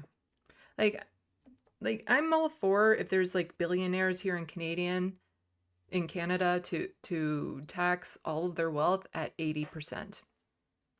Just take it all. Because if you have, $10 billion and you're left with $2 billion, how does your life change? Like, what is it that you can't do now that you would have been able to do before with that extra $8 billion? Well, now my yacht has to be gold plated, not platinum plated. So I'm pretty pissed, actually. Like, the quality of life of people with that type of money, you can take away that much and still nothing would change. And yet, here, for people on disabilities, if they had just simply made it so that we could get $2,000 a month, that is literally life saving in many situations. But they don't care. There's going to be a carbon rebate for small businesses coming. Yay for them, I guess. The rebates, something that the conservatives don't like to talk about whenever they talk about the carbon tax and the fact that, people under certain incomes and stuff get rebates. But a lot of them don't realize that because they don't pay their taxes. Darts and vape pods will cost more. Good to know. I think that's the sin tax you were thinking of. Yeah, maybe. How are darts sin? Is like this darts like I'm It's thinking like darts? vice.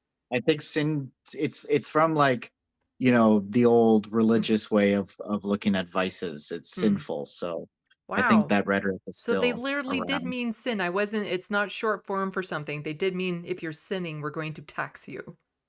Yeah. Oh my God. That is, oh, if only we could tax the sins of the politicians. Yeah, so darts and vape pods will cost more. Pitching it as a measure to cut the number of people smoking and vaping, the Liberals are promising to raise revenues on tobacco and smoking products.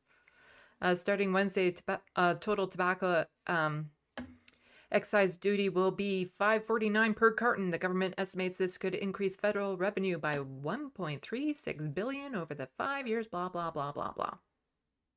More money for the CBC, unlike the conservatives who want to just defund it completely.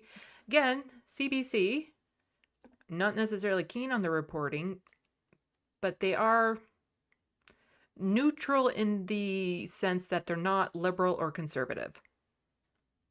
you know, they don't work for a party. They work for they don't even work for the government. They're government funded. They're government funded, like a nonprofit's Mhm. government funded, Yeah. where it's arm's length in terms of editorial and control, because it's not even a crown corporation. Mhm. Or it's not, it's like a special kind because it's media, but it's nonpartisan, Mhm. and that's why the Conservatives want to gut it, Yeah. because every other media is owned by either Bell or another media corporation, or by the Post, which is super conservative. Yeah. So, and I also feel that media should be supported because when it's supported, it actually has the resources to do investigations, to send reporters places, to get bigger stories out there. Because we're losing a lot of that in independent media because people can't afford to go to the places. They can't afford to do the investigations. They can't afford if they get lawsuited or something of that sort. So it is important to have like a media company out there that can do all of these things.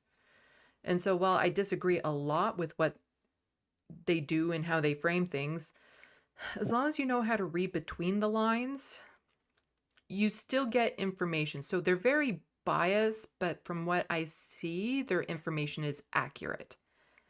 So like when they cover things like what's happening over in Gaza, they'll always talk about it from the Israeli point of view. And they're not lying about what they're saying, but they're just never including the fact that over 34,000 Palestinians have now been killed. So they just neglect to More add at that. this point. Oh yeah, it's a lot more. Those are like the official numbers, but so many They haven't more. been updated in almost 2 months now, I think. Boost for Canada's spy agency. Yay. CSIS going to get a little bit more money. That Raise helps. your hand if you actually knew what our spy agency was. Yeah. CSIS. I talk about CSIS, so people in the Sandbox should know what CSIS is. But do they know the other one? The other spy agency? Yeah, the CME. Shh, shh, shh, shh. Oh, you're right. I mean, we don't have another one. No. Nope. No.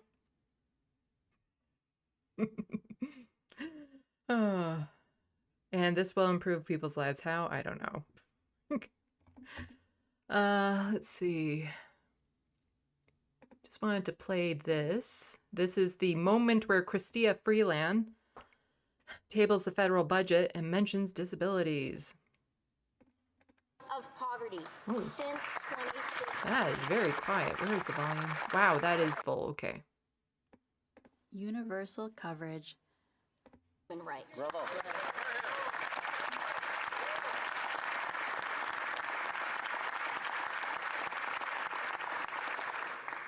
As a woman, as a mother, and as Canada's Finance Minister and Deputy Prime Minister, let me say clearly here today, this is an essential right our government will always protect.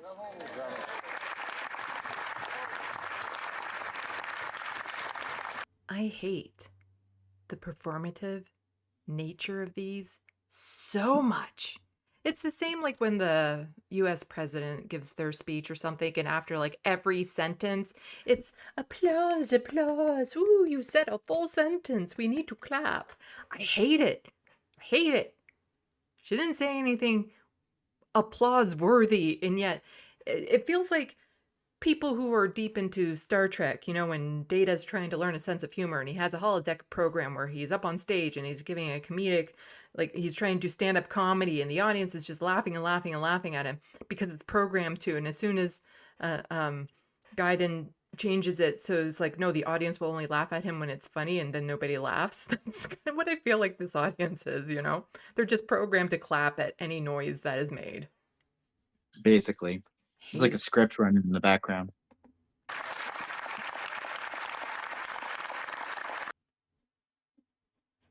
Really got slow connection today. Sorry about that, folks.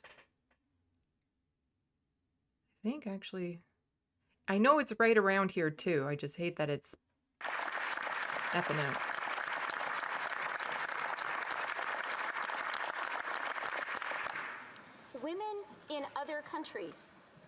our friends, our neighbors are losing their right to control their own bodies. We will not let that happen here in Canada. Sorry, I didn't know she said this right here. That's bullshit. That is bullshit. On paper, we will never lose that right for people who can become pregnant. In practice, that right is being taken away because of the conservative governments that are provincially run. They find workarounds by defunding clinics that provide abortions and health care.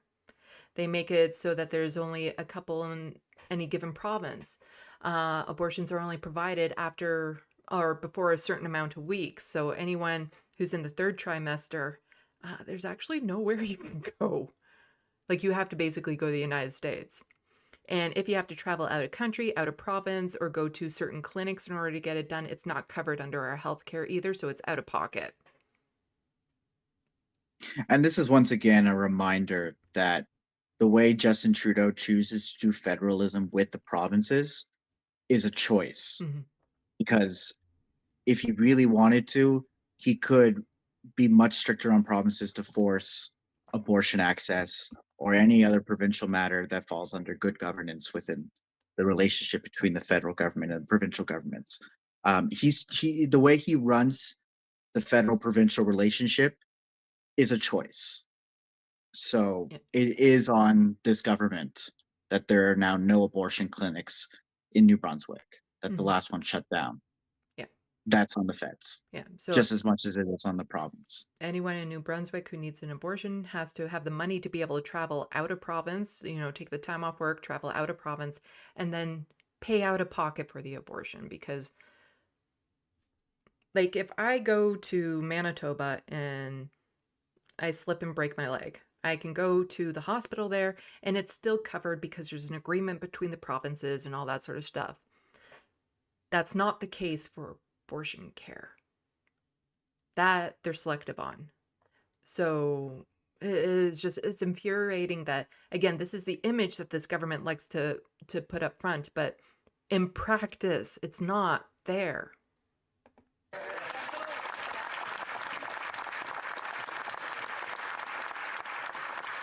government's transformative investments are having a meaningful impact, helping every generation save money. The Canada Child Benefit is the foundation of our support to young Canadian families and has helped lift more than 650,000 children out of poverty since 2016. The Canada Workers Benefit provides a meaningful boost to our lowest paid and often most essential workers. Our new Canada Disability Benefit will increase the financial well-being of low-income Canadians with disabilities. Bravo.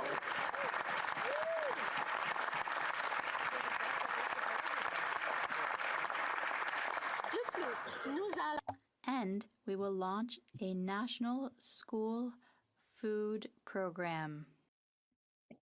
So that was it. That was the mention of the disability benefit.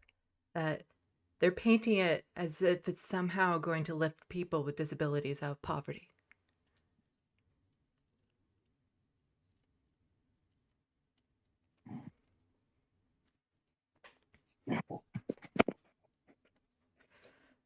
As I'm giving my death glare.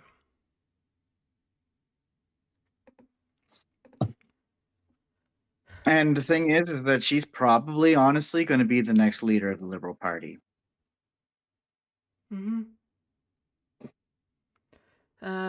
So FB Banana Pants on Twitter. A moot of mine says MPs in Ottawa get over $2,300 a month for living expenses in Ottawa, and this stupid fuck thinks disabled Canadians surviving on roughly $1,200 a month in Ontario are going to be fine with an extra $200 a month if they're eligible. Whoa. And this is from Kamala Kara. She is the Minister of Diversity and Inclusion, Persons with Disabilities. And released this statement I don't need to read all of it for people to really get the gist of it. Budget 2024 highlights new measures that will strengthen Canada's social safety net to lift up every generation. No matter your age, your income, your ability, every Canadian deserves to feel secure and supported. The government's landmark legislation, the Canada Disability Benefit Act, created the legal framework for a direct benefit for low-income working ages persons with disabilities. Budget 2024 proposes funding of $6.1 billion over 6 years, beginning in 2024-25. They're talking fiscal years there, so that means that it's actually going to start in the calendar year of 25. And $1.4 billion per year ongoing for new disability benefit, including cost to deliver benefit. As proposed, this benefit is estimated to increase the financial well-being of over 600,000 low-income persons with disabilities. There's over 1.5 million persons with disabilities that need help in this country.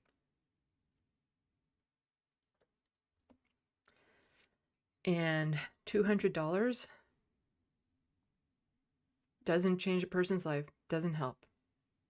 It just doesn't. It helps in the sense that they might be able to buy a little bit more groceries, but it doesn't help them get out of debt. It doesn't help them find a new place to live. It doesn't help them cover all their medications. It doesn't help them with their quality of life. It just helps them as in they can afford a few more groceries every year, every month. But they're painting this like it's this great thing.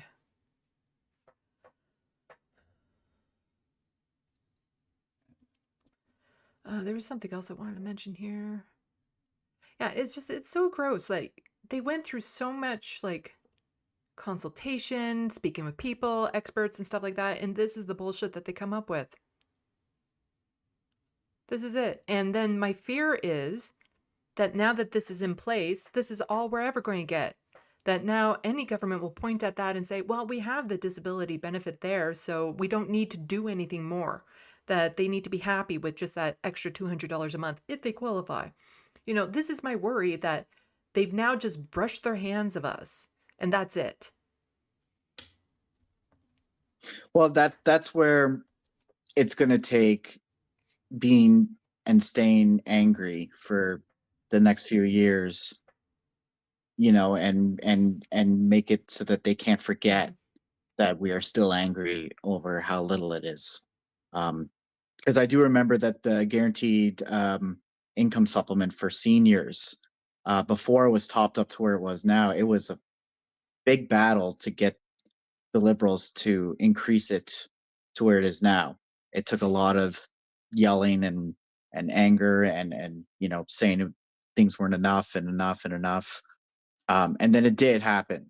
So I mean, if there's a lot of anger right now over how poor it is. If that doesn't go away, and it won't, and it's directed where it needs to go, I mean, there's always a chance that it can be increased over time. But that only happens by reminding the feds that this is ridiculous and we're not going to stand for it. Just want to read a little bit more of this. So, we know that every dollar matters to persons with disabilities. That's why the government aspires to see the combined amount of federal and provincial or territorial income supports for persons with disability to grow to the level of Old Age Security, OAS, and the Guaranteed Income Supplement, GIS. This is yet another important milestone as we work towards delivering this critical benefit to Canadians. Together, we will continue to build a fairer Canada for persons with disabilities now and in the future. You can go apply for MAID if you're not happy with it. It's patronizing. So I just want to quickly go through some other comments that were popping up around the capital gains and the disability, and also Mike Morris has a statement on this that is really good. So this person here, Armand, is saying, bad day for entrepreneurship in Canada. Capital gains rate increasing from 50% inclusion to 66%. This increases the net capital gains rate from 27% to 36% compared to the US, which is 20% capital gains, blah, blah, blah.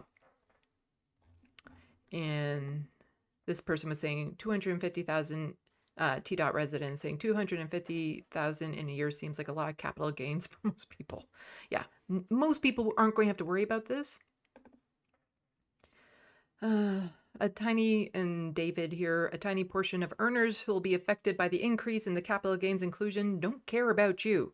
Anyone saying the increase will hurt investment proves my point. These guys won't pay a few cents more on the dollar to help the 99%. They hate you. And I think this goes back to your point of people who are never going to make that much that are also crying with these rich people about like, oh no, this capital gains is going to absolutely devastate the country. And he continues by saying, I don't know how else to frame it. We can't afford housing. Healthcare is collapsing. Climate change is going to decimate us.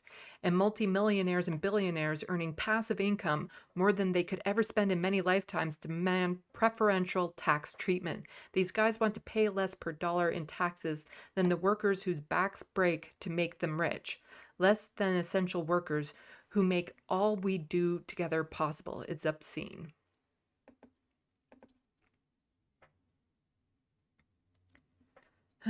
Yeah, it is. Yeah. And Declan here, you know who doesn't care about capital gains? 90% of people who will never encounter it or even know what it is. What those people are focused on is making rent, mortgage, affording food, and maybe one day retiring. Fight about capital gains all you like, but most people don't care. And this is just, again, when you see this blowing up in the media, 90% of people will probably never have to worry about this. And then David again, just kind of poking fun at this. Honestly, I was considering making $251,000 on capital gains next year, but with the new inclusion rate, I'm going to spend all day on the internet pretending to care about salaried workers not being able to become untaxed billionaires instead.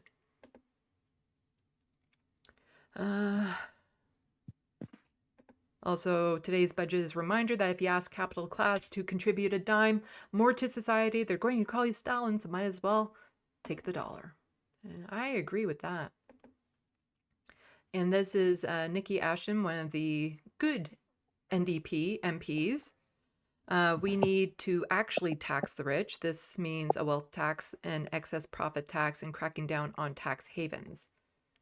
And this, if people want to... Well, it's not that long. Just saying, tax wealthy, you say? Let's count the ways. A wealth tax of 1% on wealth over 10 million, 2% over 50 million, and 3% over 100 million would generate 32 billion annually.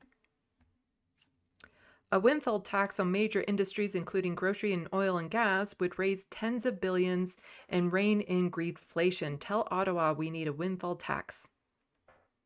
Workers pay on 100% of their earnings. Investors only pay on 50% of their income in capital gains. We need to raise the capital gains rates to 100% instead of favoring wealthy people. And Canadians are struggling with the impossible cost of living with corporate profits skyrocketing. Take action. And they have all these links here for people to go and just bug the government. And here we have Mike Morris talking about this. And I'm going to see about getting him on my show again. Hi everyone, Mike Morris here, Member of Parliament for Kitchener Centre. I wanted to share an update with you on the federal budget that came out this afternoon. In short, my concern is it doesn't meet the moment that we are in. It seems like rather than addressing the challenges that folks in our community are facing head on, this is a government that wants to check off boxes. As an example, the disability community has been calling for years for an end to legislated poverty for people with disabilities. I've been amplifying those calls since being elected. For the first time in this budget, we're seeing the Canada Disability Benefit funded. However, it's a maximum being proposed of $200 a month, and it's not going to start till July of next year. It's not good enough. When it comes to the housing crisis that we are in, There are good measures in here to look at using federal land to build housing, to put more incentives in place, although primarily for private sector developers. There is nothing here that would get us to doubling the stock of deeply affordable social housing that we need to get building, whether it's through the Government of Canada directly or through nonprofits in our community like House of Friendship and the Working Centre. When it comes to calls like universal pharmacare, in here we see specific supports for contraceptives and diabetes medication. Good measures to be certain, but it's not universal pharmacare. We need this government to be more bold. They could do it by ensuring the wealthiest Canadians and the largest corporations in the country pay their fair share. As just one example, we've been calling for this government to put in place a windfall profit tax on the excess profits of the oil and gas industry that's been gouging us at the pumps, that's led to their profits of, $38 billion a year in 2022. There's no mention of that in this budget. Nothing when it comes to ending the subsidies to the oil and gas industry that are to the tune of $18 billion a year. Budgets are about priorities. My team and Elizabeth's are going to continue to call for this government to get their priorities straight. Mike Morris for Prime Minister. Yeah, like I said, I really don't want the NDP to run a candidate in his riding come next year when the election's called. I don't think it would be a That problem. would be real solidarity. Yeah, it would be solidarity. I don't think it would be a problem maybe if they do, because I've covered him before because, again, he's in the riding next to me type thing. He wasn't voted in because he's a Green Party member. He was voted in because he's done the work and the community likes him. So for somebody else to break in through that would be very difficult, even if they were NDP.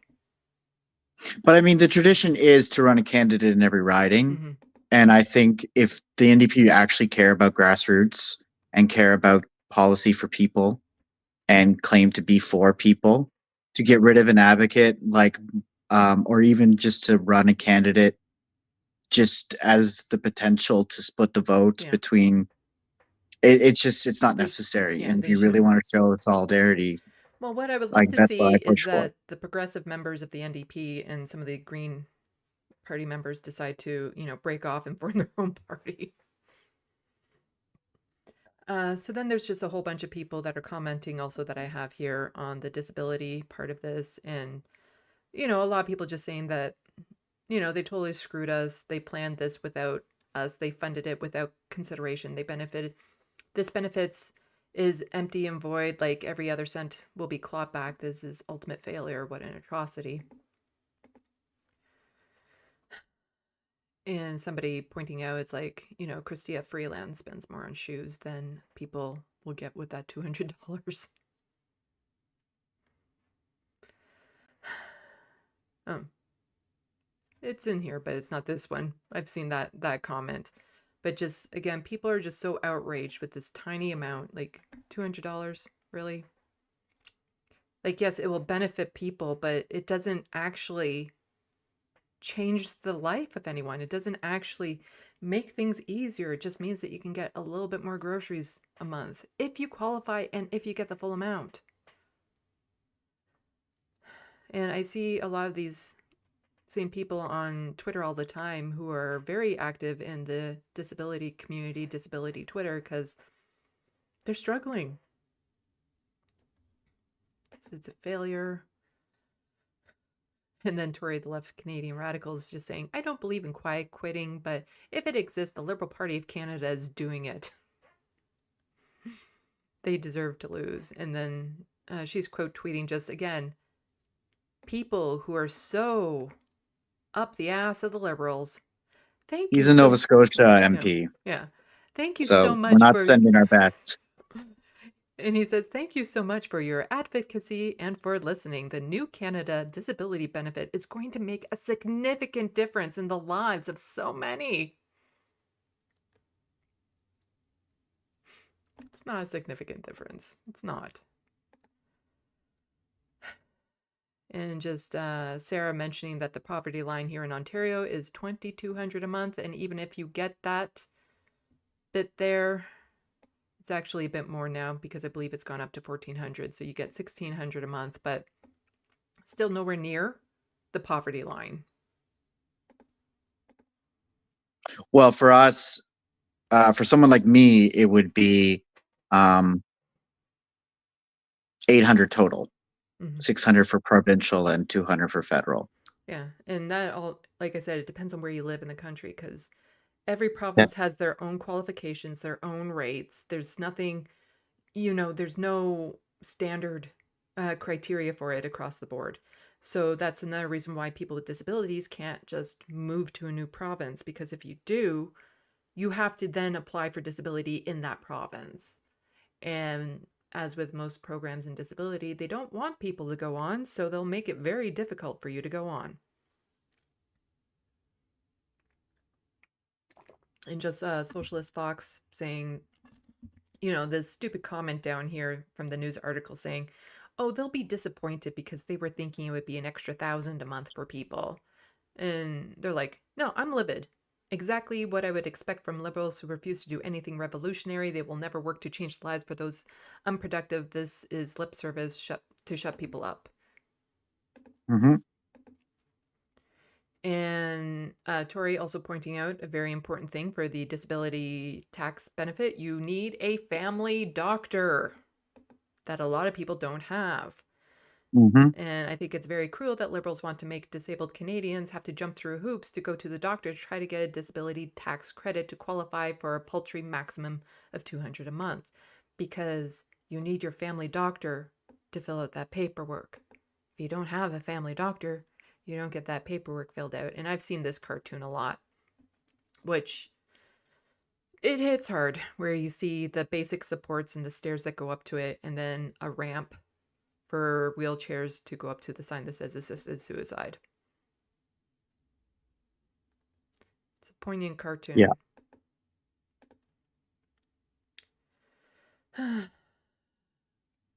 I just love the lefty Canadian radical. I highlight so many of her tweets on here.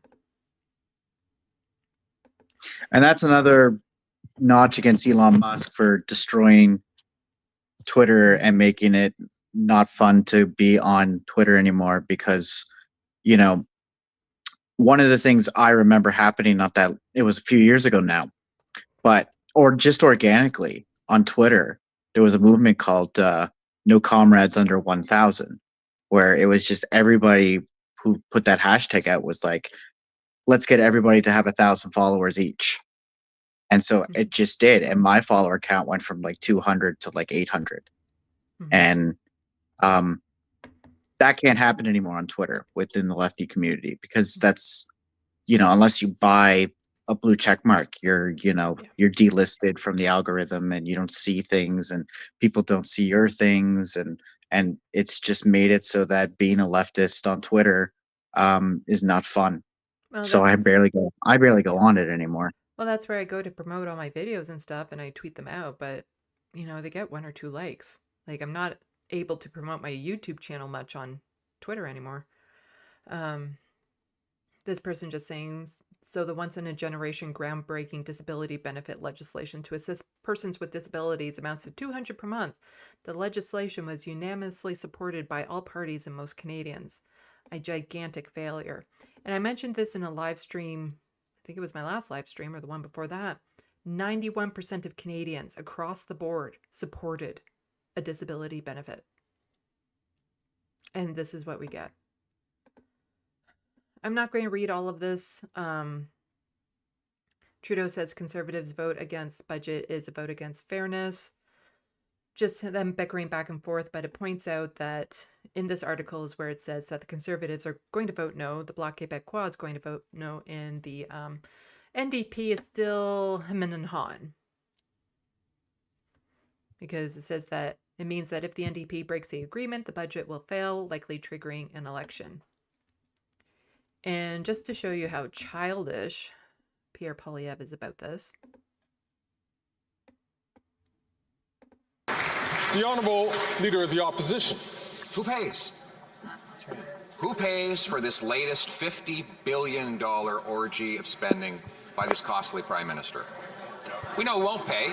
It won't be those with trust funds that protect the billion-dollar orgy of spending by this costly Prime Minister.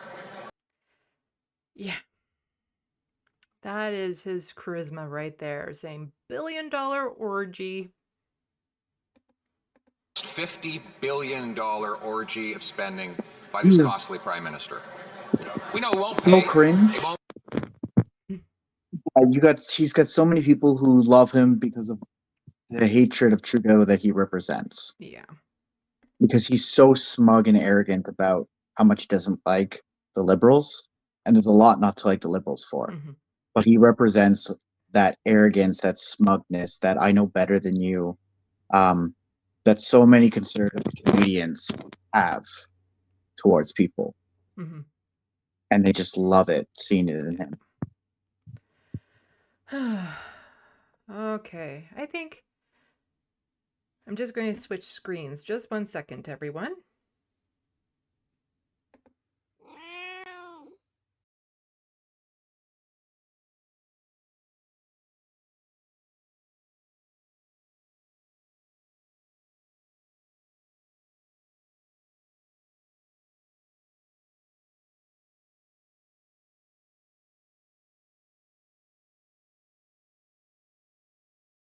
Okay, we're live again.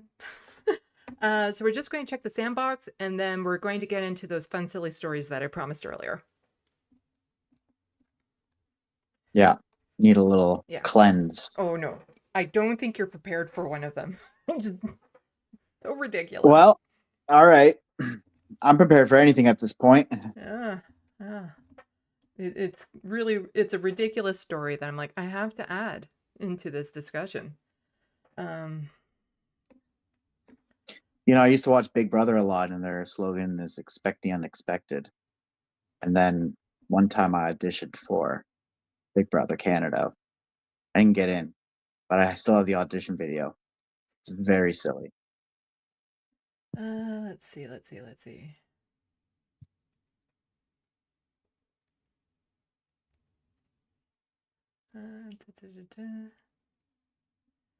I'm always trying to find things that aren't part of a conversation that I know the context of. Anti-corporatists, we must rise up. I get the context of that one.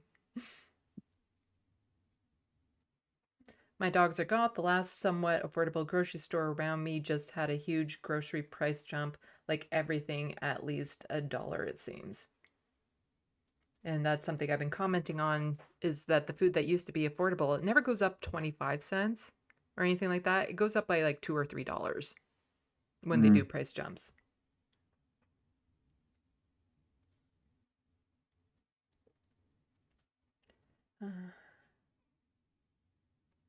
Anti-corporate is again, nationalize housing. There's a lot of things we could get nationalized. So much. I mean, think of all those crown corporations that Brian Mulroney, which just passed. How many crown corporations he got rid of? Mm-hmm. You know, the thing about crown corporations is, you know, they're incentivized to be competitive, but because they're funded also by taxpayers and by the government, their profit motives are not the same as a private sector corporation. So they're allowed to like take the chin on some things and not have to raise prices on consumers. But when you sell them and then they become private, that's when the prices become much worse. Sammy says it's important to keep the outrage going. So agreeing with you, and I also agree.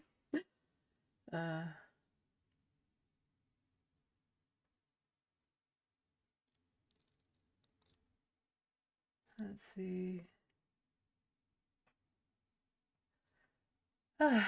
Lots of stuff going on in here. So let's get ready for a little bit of fun. Let's do it. I think you guys are going to like this.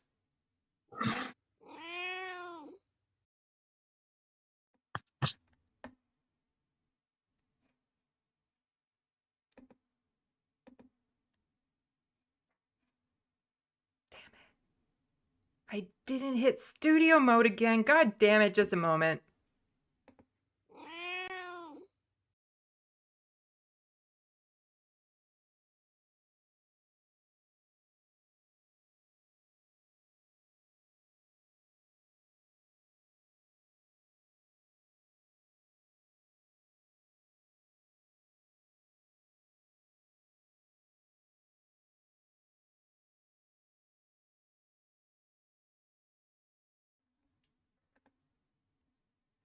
There was something scary that happened at Queen's Park in Ontario. Gravy delivered to Ontario legislator sparks police investigation. What? I told you, you weren't prepared for this. No, you're right. I wasn't, because I'm really trying to find what the context of this could be just by looking at the headline. Well, Because I'm just trying to figure, like, what Canadian is just thinking, like, oh, if I send them some gravy, they're going to listen to what I got to say, because this gravy, it's going to hit home. Like, I'm just trying to think what they're doing. Well, here there's a lot of talk with Doug Ford and the gravy plane, because he uses the OPP resources and planes and stuff to sometimes get himself around the province. And so there's that. And so somebody sent gravy, but it wasn't like liquid gravy. It was powdered. Oh. Yeah, I can see that. A suspicious package delivered to Queen's Park was determined to be powdered gravy following a police investigation in Toronto on Tuesday. The Toronto Police Service, TPS, said officers were called to the Ontario legislature right after 11:30 a.m. for reports of a suspicious package. According to the police, employees were evacuated from a small area of the building for powdered gravy. Like, couldn't snip that one out. Like, we're Canadian. We should be able to see we should know that is a poutine garnish when we see it. It was later determined by an officer with the explosives unit that the package contained powdered gravy. What did he do? Did he just like, yeah, that'd be gravy. I wonder if they kept the evidence once they realized it was a joke. Please, like, we gotta do some more tests on this with some mashed potatoes and some curds. Yeah, cheese curds. Police believe the item was intended as a joke, they said. The Premier's office said Tuesday it had no information on the matter. This is the second time in a week that gravy delivered to Queen's Park has made the headlines. Last week, Premier Ford was gifted a can of gravy by Liberal parliamentary leader John Fraser after it was discovered that 48 of Ford's staff have made it onto this year's Sunshine List. Do you have a Sunshine List in Nova Scotia? We do, and you'll never guess what occupation primarily is on that list. Energy and police. Police. Yep.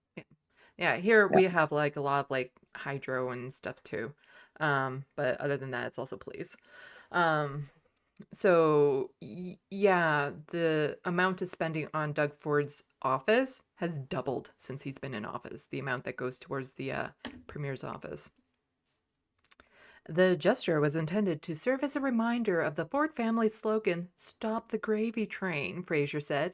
The Premier's late brother, Rob Ford, used the slogan widely during his campaign for mayor to indicate how he would cut red tape and save taxpayers' money. The phrase has been brought back to the legislature by the Ontario Liberals, who say the Ford government has done the exact opposite. I did that to remind... Okay, we don't need to hear what the Liberal said. The Liberal leader expressed empathy to the legislative staff who may have been frightened by Tuesday's incident. While he said it's obviously some people were displeased with the Premier, he suggested sending a photo of gravy would be equally sufficient. Everyone send Doug Ford a picture of gravy. What it's on is up to you. And so this is from CTV. Breaking: police, fire, and EMS called to the government offices across from Queen's Park An officer with explosive disposal unit says they found what is a joke. A packet of gravy. Yeah. I just thought this was a ridiculous story, but there's also this fun story here. I'm like, this sounds cool. Air Canada employees among suspects identified in gold heist, police say. I haven't heard this story. No, this is new. Gold heist at Pearson Airport. So this is like, we need to see this on like a series or something. This sounds like really cool, actually. Police say one former and one current employee of Air Canada are among 9 suspects that are facing charges in connection with the gold heist at Pearson Airport last year. Oh, this actually happened last year? Wow. Never heard about it until now. At a news conference Wednesday on the 1-year anniversary of the heist, police confirmed that 5 suspects were arrested and 4 others are facing charges in connection with the largest gold theft in Canadian history. Police said the suspects face a total of 19 charges, and Canada-wide warrants have been issued for the arrest of 3 suspects who have not yet been apprehended. All of those arrested in connection with the heist have been released on bail, police confirmed on a news release issued Wednesday. So you see, it's not just violent offenders who get released on bail. Also, gold heist thieves get released on bail. Important for people to know. So the police chief says that it was carefully planned by a well-organized group of criminals. The story is a sensational one that's probably, we jokingly said, belong in a Netflix series. The gold, along with about 2.5 million in foreign currency, had been shipped to Toronto from Zurich in the hull of an Air Canada plane and was offloaded to an Air Canada cargo facility shortly after a flight landed at Pearson Airport in the afternoon. Police allege that the suspect came into possession of the stolen gold and banknotes after presenting Air Canada personnel with a fraudulent airway bill. The airway bill was for a legitimate shipment of seafood, and that was picked the day before. The duplicate airway bill. Okay, I just want to tell you how many bricks it was because it was a lot. So a forklift arrived and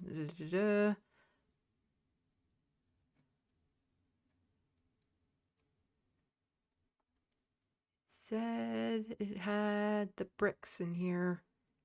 Do I have to like control F this in order to find it?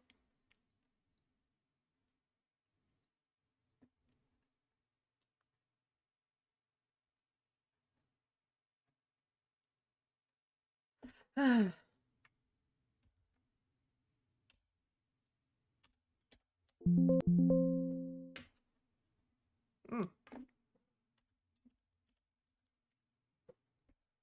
that doesn't help. 42.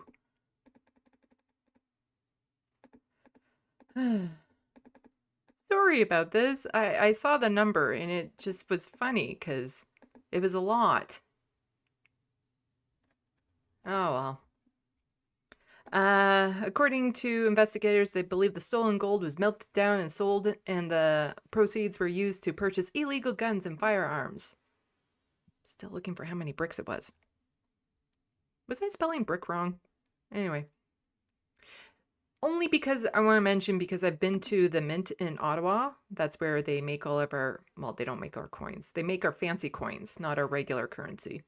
And in the gift store area at the end of the tour, they have like a gold brick that's on this like secured thing, but you can lift it up. It's heavy. Like, you do not realize how heavy gold is until you're trying to lift a brick of it.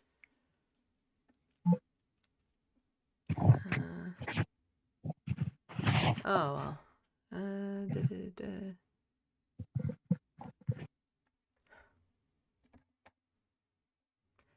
It said that, man. Sorry, I'm trying to see if I can quickly scan and find it, but I don't think I can. Anyway, it's a lot of gold.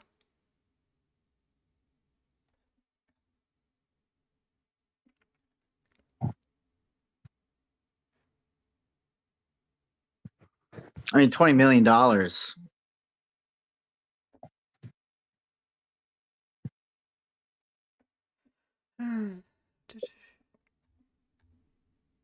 Anyway, and this is the footage of them stealing the gold. Ooh, this is like so tense. Actual footage of them stealing the gold. You need some like Pink Panther music to be Yeah. playing in the background. Just like the amount of like courage or just like gravitas to just go in there with the forklift and be like, yeah, no, I'm good. I'm good. I know this is mine. I know where I'm taking it. Don't worry. Just load this gold up on this forklift. You can trust me.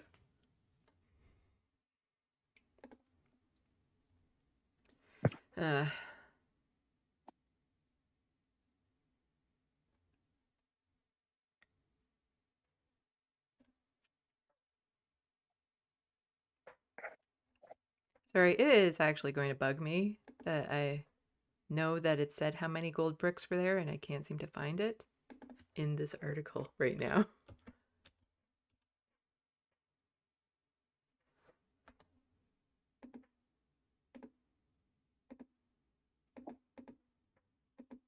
Yeah. Oh well. Oh well. I thought I saw something. That's Brinks Canada. Oh, not bricks, it's bars.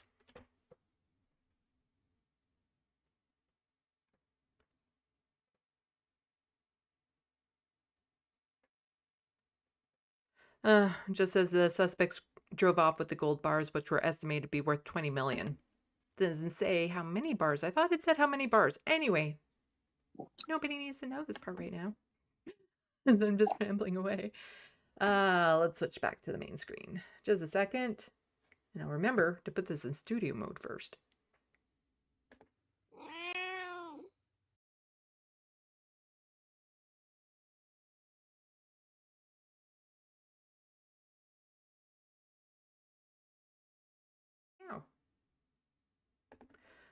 Okay, so we'll check the sandbox again. I hope you like those little last bits of stories that we went over.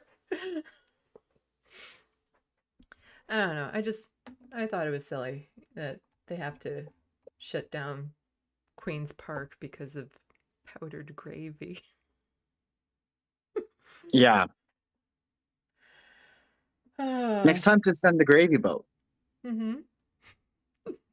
But I love the idea of like the explosives guy being like, went to university for years. For years, this is my moment. It's called in to save the day. Here I am. I've arrived and it's gravy. God damn it. There goes my, that was their moment in the sun to be like, I can disarm this. I can keep people safe. Oh, it's gravy? Okay. Okay, whatever. Oh.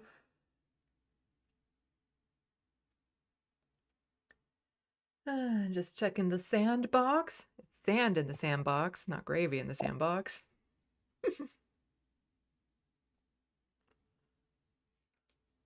Somebody wants to see the audition video.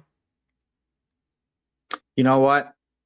If I'll have to think about it.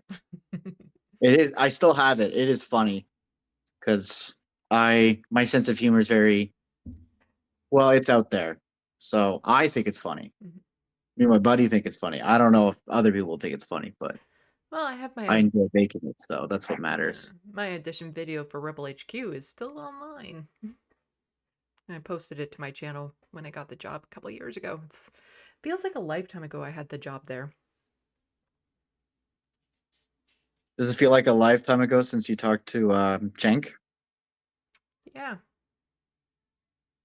It does. Like so much has happened between then and now that it's wild to think of all that's gone on, the journey and everything since then. And the fact Did that you hear that he made the case for RFK Jr. over Biden? Yeah.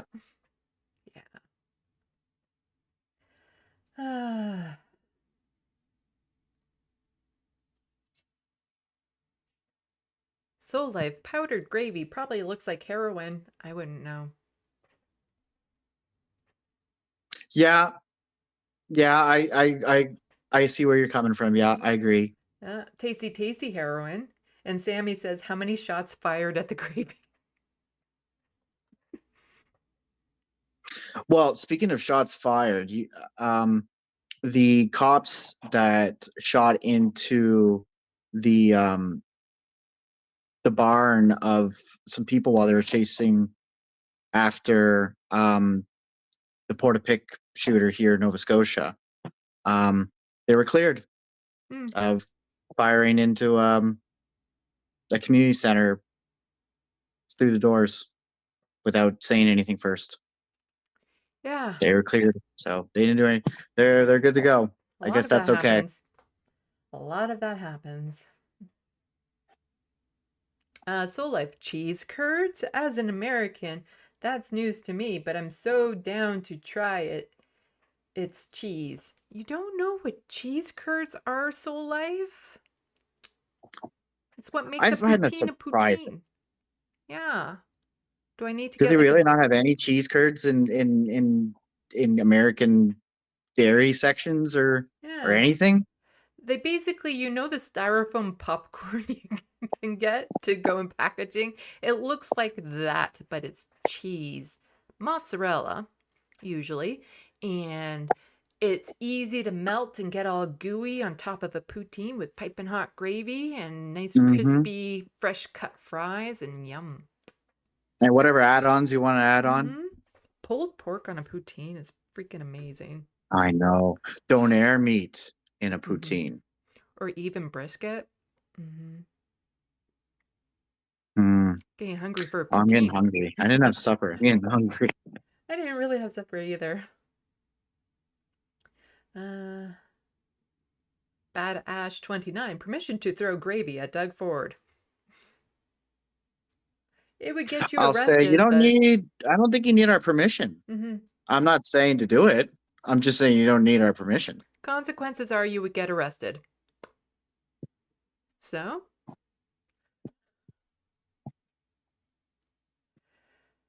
Badass 29 also says if they were that careless with the gold, then they deserve to have it stolen. Like, who transports? Like, you would think that much gold and stuff, you wouldn't just transport through Pearson, but I guess that's the airport. You would think there would be more security around something like that.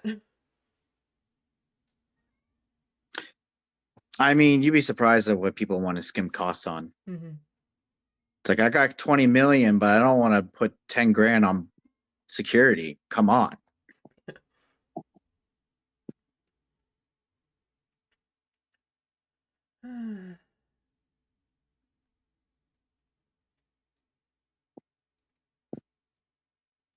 Badass 29. I always confuse Rebel HQ and Rebel News. Oh, yeah. Don't get those two confused. Well, then there's also, what, Ezra Miller and Ezra Levant? Two very different people. Depending on which side of the border you're on.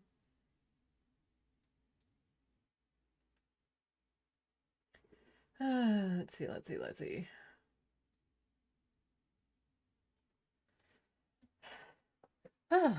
I think that's all I have in me tonight. What about you? Oh yeah. My autistic social battery is almost depleted, so. Okay. Well, I guess we will say goodbye to you, and then I'll say goodbye to the audience, and then I'll say goodbye to you again. Alrighty. Okay. Well, it's nice to be here. Thanks for letting me come on and vent. I feel that was very cathartic. I feel like I got a lot off my chest, so and it was a great combo. Thank you.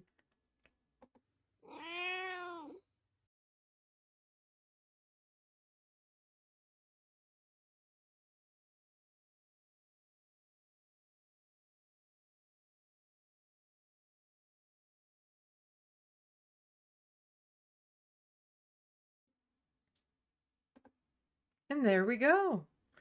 Well, thank you everyone for coming out and listening to the budget breakdown. I'm sure there's going to be more news on it. Like I said, it hasn't officially been voted for yet. We're waiting on the NDP.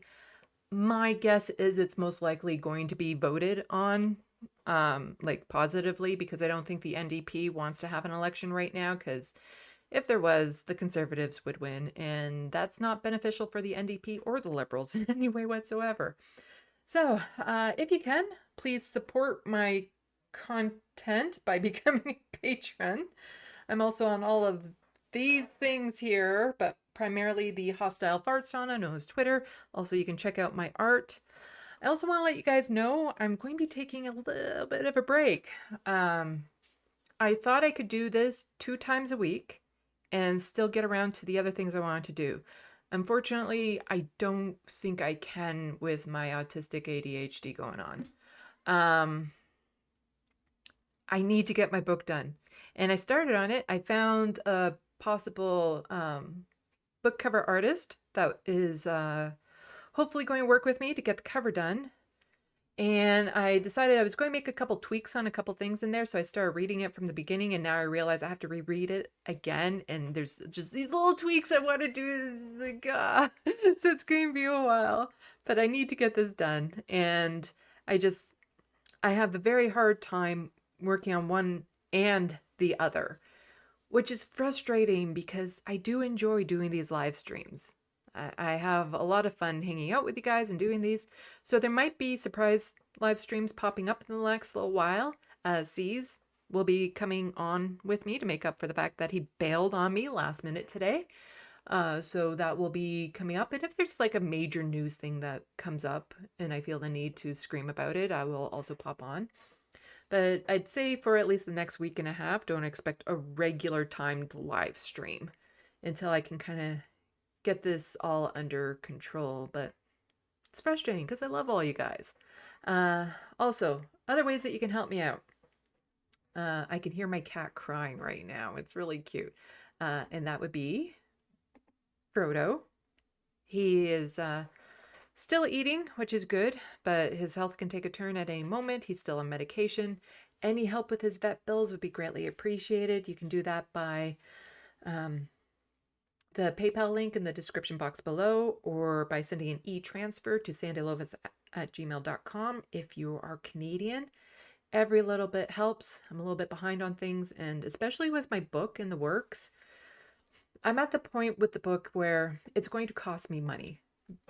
Like the cover, the publishing, like even independently published, there's different packages that you can get. It's still going to cost upfront money. And then the hope is that, you know, you make that money back. That's the hope and everything. And it is kind of frustrating because I want nothing more than to tell all of you all about the book, but I am writing it under a pen name for my own safety. So we'll see how that goes. I'm hoping that I won't forever have to keep that hidden, because I would love to be able to share it with you, because it's a really good book. It is. But now that I'm rereading it, I'm tweaking it and stuff. And when I get zoned into it, because I did that like last night, I'm like, oh, I'll just take a quick peek. 5 hours later of not moving from here or taking my eyeballs off the screen, I'm like, oh, I'm hungry. Right. Okay. Anyway, it's been great. And I'm not gone for very long. Just until I kind of get these things under I need to get my book published. And then I'll be back on. But like I said, there might be surprise live streams in between. So until then, thank you everyone. Thank you to the wonderful mods for coming out. And maybe if somebody else asks me to go on their live streams during this time, I will also pop up on those. So until next time, salut, à la prochaine. Thank you for watching and stay tuned. I'm Sandy, wishing your tomorrow is better than your today.